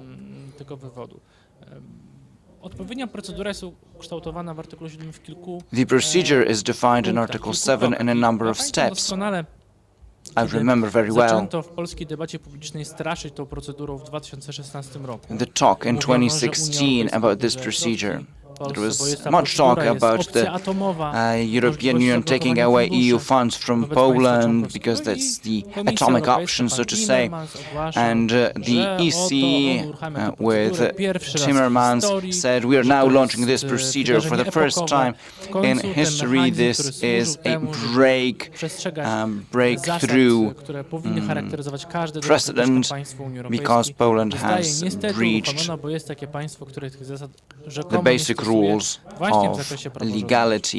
I okazuje się, bo w drugim etapie So we jest launched this potrzebna większość, procedure. po wniosku Komisji Apparently, 4/5 we państw need 4/5 of member states of the EU procedura after the utknęła. application from the EC, I and that's when the ewentualnie, procedure gdyby against została Poland uruchomiona ta stuck. procedura w tym kroku dalej, to kluczowym elementem procedury If it przestrzegania was zasad followed praworządności through, i innych then the wartości w next artykule 7 step jest in the jednomyślność Rady procedure Europejskiej. is unanimous Oczywiście bez kraju, decision który jest poddawany tej of procedury. the Council, excluding To oznacza, the że ta state procedura that is obviously jest procedurą being the wyjątkową, object of the która procedure. ma na celu, This means that this is można an powiedzieć, extraordinary procedure wskazanie przez pozostałe państwa członkowskie, że aiming jedno at państwo nie pointing respektuje zasad to a wzajemnej particular współpracy w oparciu state o kluczowe that wartości, does not które w ogóle, respect basic cementują, values, fundamenty basic Unii Europejskiej jako founding qualities of the European organizacji, Union, czy też różnie się to określa, więc nie chciałbym tutaj stawiać of the jakichś whole tezy, czym jest organization, Unia Europejska, bo to jest inna however we dyskusja, ale define it, generalnie w because ramach that's a Unii separate Europejskiej discussion. są pewne podstawowe wartości Generally szanowane speaking, i te państwa there are wskazują, general że tak nie jest w innych values państwach. Co się dzieje in dalej?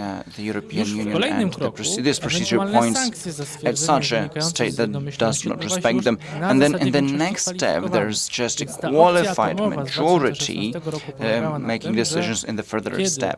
So Rada this atomic Europejska option from jednomyślnie 2016 wskaże jakieś państwo was that jako if takie, które nie the szanuje European tych zasad Council artykułu points drugiego, at to a już potem state precyzyjne unanimously konsekwencje at a tego particular ustalenia są ustalone state that większością does not kwalifikowaną. respect the To mówi basic traktat. values, To then jest jasna a procedura, qualified naprawdę, majority is enough to make nie trzeba further wymyślać nowych decisions. rzeczy, ponieważ procedura And jest that's bardzo stipulated bardzo in the szczegółowa, treaty, so konkretna, no need wielokrokowa for new solutions. The i, procedure is precisely jednocześnie, defined in the treaty. co jest bardzo istotne, And traktaty very jasno importantly, przesądzają, the treaties kto clearly może oceniać tak define fundamentalne, who is niejasne, allowed generalne to klauzule, jaką assess jest such między innymi general klauzula basic clauses praworządności, as the przekazuje clause się to na forum of rule of szefów law. państw And that's działających the heads of jednomyślnie. government Jest to jedna z niewielu procedur tak deciding szczegółowych w traktatach unanimously. opisanych, This is gdzie one of the jest ta few jednomyślność procedures that are opisana. Ma to defined swój in pewien such cel. Cel jest taki, detail żeby in the żadne państwo treaties nie było poddawane to arbitralnym an aim. naciskom z uwagi na And the realizowaną reason przez siebie is that politykę no wewnętrzną, country która be nie put to stanowi w tym pressure zakresie, która jest for w kompetencji political Unii reasons. Europejskiej, bo co jest istotne, zasada Because praworządności nie importantly, odnosi the się do rule of wykonywania law does not kompetencji refer wykonywania to prawa unijnego jako takiego, the application tylko of European generalnie law tego, jak to as państwo such, wewnętrznie or rather funkcjonuje. how the state Ponieważ functions procedura internally. dotycząca wykonywania prawa The unijnego jest w procedure innym for the artykule application Traktatu o of the funkcjonowaniu European Unii law Europejskiej, is covered in 229. Article 259 I of w a związku different z tym treaty. mamy dwie procedury, które odnoszą się do pewnej So odpowiedzialności these państwa procedures członkowskiego refer to za to, particular jak współpracuje z innymi responsibilities of państwami. the Procedura individual member najsilniejsza, states, gdzie jest ujęta referring to praworządność, how i they procedura cooperate dotycząca with prawa other karnego, states. That która is już the realizowana przez procedure Trybunał for Sprawiedliwości rule of law, Unii and the Europejskiej other that is, pozwania tego implemented państwa in przed Trybunałem before the Court of Sprawiedliwości. Co jest Justice jeszcze of bardziej the istotne EU, z perspektywy tej, jaka procedura allowing jest. for bringing a Bo o state tym się rzadko mówi, bo to kiedy court powstało to and the rozporządzenie, Court of przed Justice. szczytem lipcowym zaczęło się Importantly, mówić, zapomnieli this kompletnie regulation o tym, co before the Polska July przez wiele lat, summit, o tej opcji atomowej. what we've Mianowicie jeszcze jest forgot jeden to a istotny certain przepis extent traktatu, about this który atomic wskazuje na option that wyjątkowe was discussed in zabezpieczenie przed 2016. Plus, arbitralnością nawet there organów is Unii a tej certain procedury. safeguard Mianowicie, against rozstrzygnięcia w tej sprawie z artykułu 7 such nie situations of podlegają political zaskarżeniu pressure. merytorycznemu That is, do Trybunału Sprawiedliwości Unii there Europejskiej. is possibility of bringing a case W to the artykule Court of 269 Justice. Traktatu o funkcjonowaniu The Unii treaty on the Europejskiej functioning of the wskazuje się, że European Trybunał Union, it is stipulated that the Court of jest Justice właściwy of the wyłącznie w EU ocenie kwestii formalnych. only Czy can make przykładowo wszystkie decisions kroki about zostały formal prawidłowo issues, for wykonane? example, whether To jest all jedynie steps podstawa oceny Trybunału were Sprawiedliwości Unii Europejskiej. Co to satisfied. oznacza? To oznacza, że What Trybunał does that mean? Sprawiedliwości Unii Well, it Europejskiej means that the nie ma Court of Justice jakichkolwiek of the kompetencji, EU co has wprost traktaty absolutely wyłączają no do oceny, czy competencies dane państwo jest praworządne, to decide czy whether dane there's państwo rule of dyskryminuje, law, czy dane whether państwo the zagwarantuje state wolności is obywatelskie, discriminatory, whether czy it dane państwo jest grants demokracja. democratic rights and civil rights. Teraz możemy przejść do oceny tego, co jest w What rozporządzeniu. we can now do is Pomimo move tego, że mamy to jasną assessing procedurę what's covered by the traktatową, regulation. coś, co nie Well, tyle although jest obok. we have these treaty-based Rozporządzenie czyni procedures, martwy this artykuł regulation not only Artykuł introduces 7 new już nigdy nie będzie solutions, musiał być it stosowany. makes Skoro Article można 7 znaleźć większość dead kwalifikowaną because it will i never have komisja to be może applied przyjąć anymore, rozporządzenia, since w there's a sytuacji, w shorter której komisja path for dąży the do tego, żeby Commission. pokarać państwo Then, członkowskie, if the Commission zawsze wants wybierze to łatwiejszą punish ścieżkę. a member jest state, they will naturalne i always racjonalne. choose Przede the wszystkim shorter arbitralne. path, which is Bo, obvious and logical. Często tutaj też w tej dyskusji się przejawiało to, na czym miałaby podlegać Quite oftentimes in this jasność w tej discussion, procedurze. Bo to, że ona łamie what's traktaty, brought to nie ma up najmniejszej is, wątpliwości. Tutaj nie what powinniśmy should nawet be, w głębszą dyskusję się wdawać, put bo to po this prostu, procedure. to jest tak oczywiste, że to jest narusza traktaty. It's clear that it's against the treaties and it's a spectacular introduction of a federal kind of European Union and going around treaties by force. But what's interesting to see is how it's going to work in practice. This is a tool of political pressure by the European Commission, which will have its fallout. What might the consequences be? Well, these vague provisions that which I will show you in a minute on a few examples will mean that in every discussion, in every negotiation between a member state and the Commission, the member state can be blackmailed by the Commission by the Commission saying that they can launch the procedure and in such a way cause turmoil internally in the state, which will be a political tool in preparing particular acts of law. Since the European Commission acquires in such way a tremendous tool of pressure. The vague character stems from the fact that from how it defines rule of law. In Article 2, there's an attempt at defining the rule of law. It refers to transparency in the legislative process, legality, access to courts, impartiality, independence of courts, law abidance, and all that in reference to the Treaty on the European Union. So the rule of law, that is one of the many rules, puts it above all other rules, which means that it makes the rule of law supreme to all other values from the treaties. And now moving to this vague character of the wording of the regulation, we might conclude that, well, it could seem that, a breach of the rule of law can be identified and then a procedure can be launched, while Article 2A1A talks about a risk to the independence of the judiciary, a risk which is absolutely, it's absolutely subjective. Something can be a risk to one person and not to another. So an assessment has to be done by the Council or the Commission about something being a threat or not being a real threat. Let's say that the Commission says that there's a threat to the independence of the judiciary, and Article 3 says, what happens then? Well, that risk for the rule of law has to form a serious risk. So there's another individual, element that's dependent on individual assessment. It's not objective. So first, somebody has to decide whether it's a risk or not, and the second step, they decide whether it's a serious risk or not. How can that be objectively judged upon? It's impossible. And then, thirdly, this risk to the independence of the judiciary, which is a serious risk,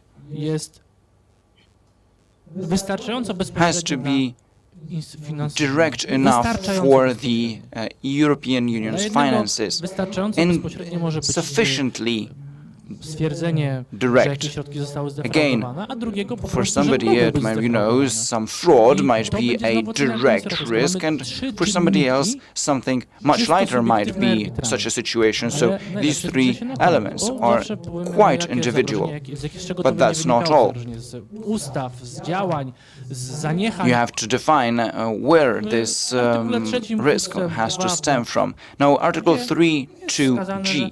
Każda inna sytuacja, It says any other situation of operation of the authorities of the member state that has significant impact on the finances of the European Komisja Union. Europejska, So, stwierdzając na briefly podstawie speaking, jakiegokolwiek działania the władz European państwa Commission, członkowskiego, deciding on any kind of activity taken up by the authorities, like, for example, a legislative initiative, they can come to the conclusion that this is a risk, a serious risk, and it's a risk to the independence of the judiciary.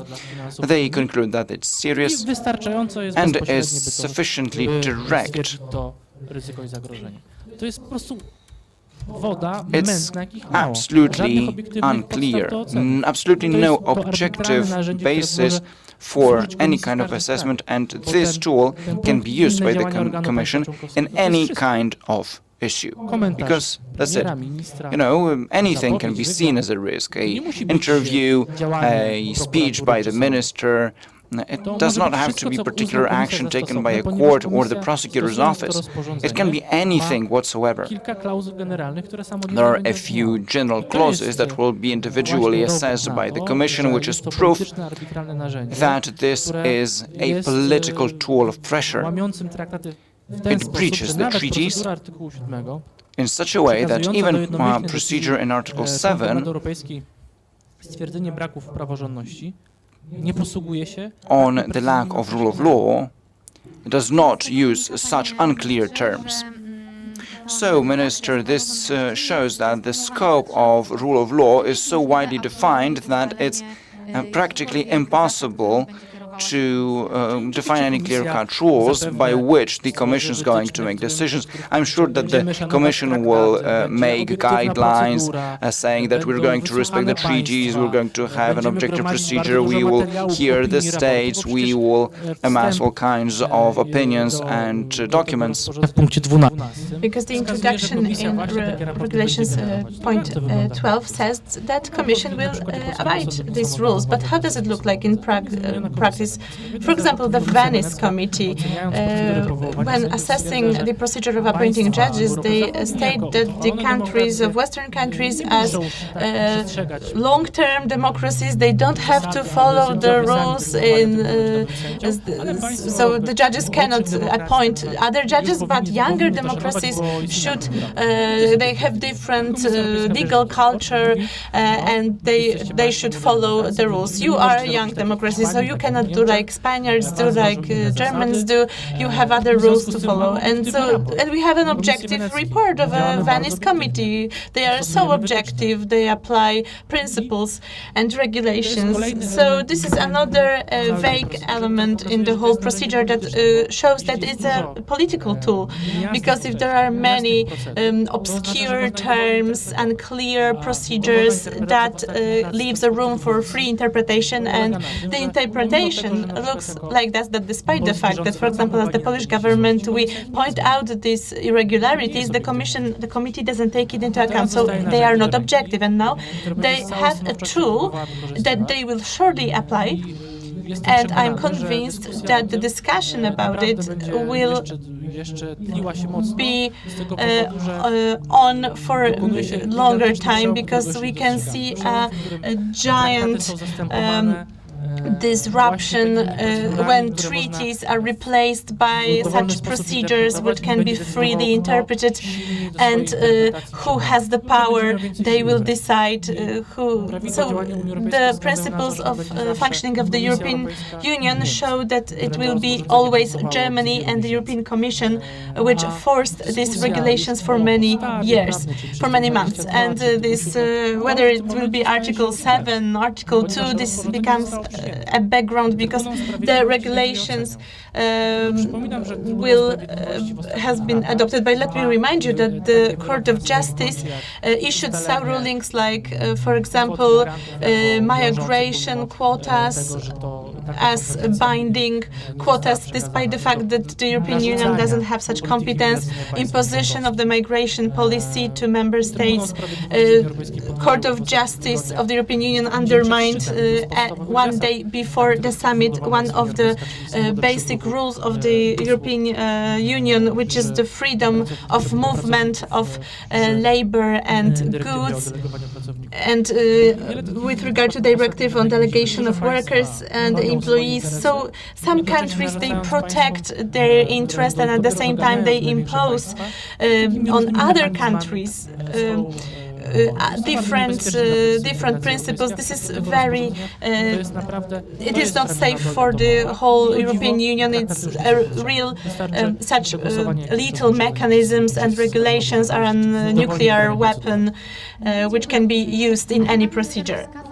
So you pointed out a dubious legal basis of these regulations. I would like to ask you for a short commentary on that, because even in the opinion of the legal services of the Council, such a mechanism providing for supervision of the following the principle of the rule of law, it has no foundation in the treaty, in any treaty, because treaties do not provide for modification, supervision, and anything related to this procedure. Do you have any comment on that?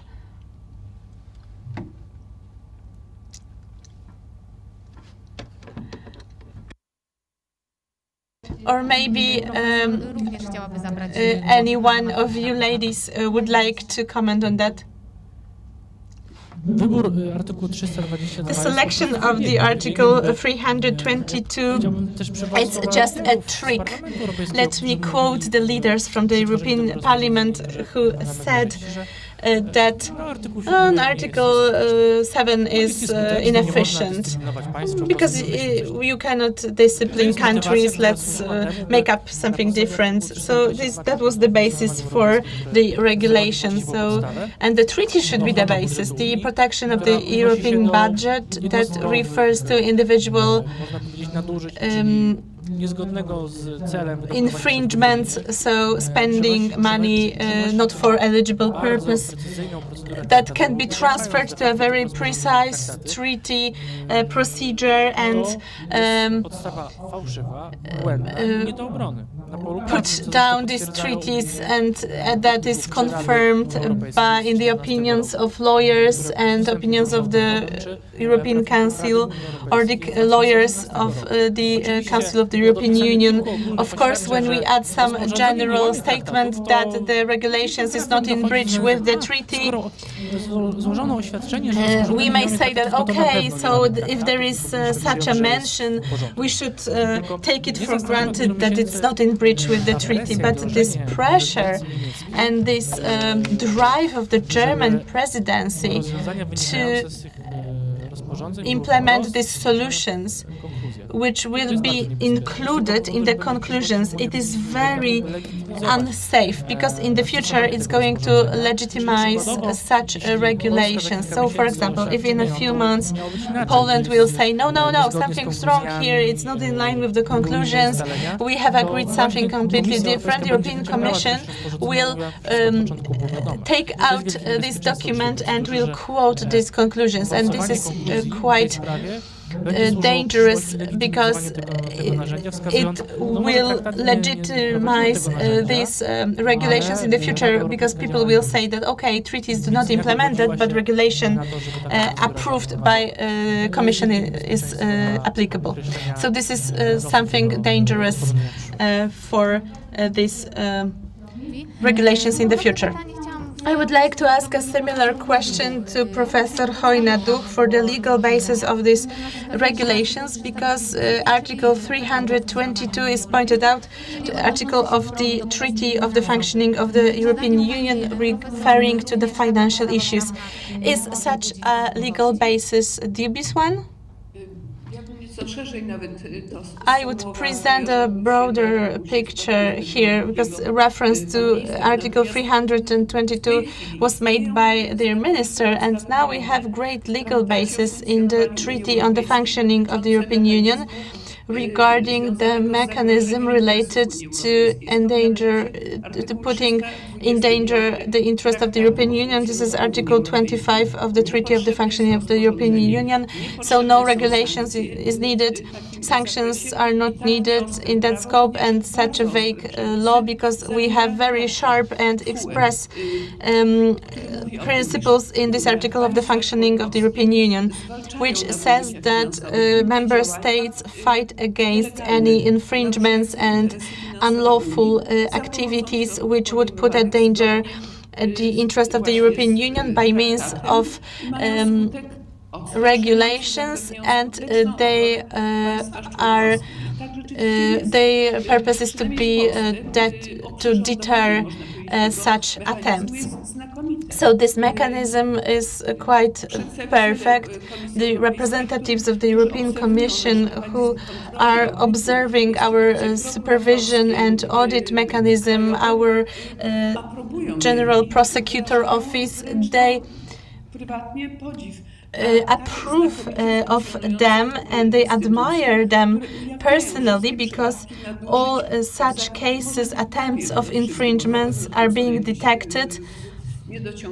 For sure, there are some shortcomings in their functioning, but they fight, but also protect us and protect the financial resources of the European Union. There are many authorities transferring EU money, so this mechanism is quite perfect already, because EU money is secured and protected in the country and in many countries of the Central and Eastern Europe, better than in the southern Poland, where, for example, plastic olive trees are a flagship example of infringements of interest.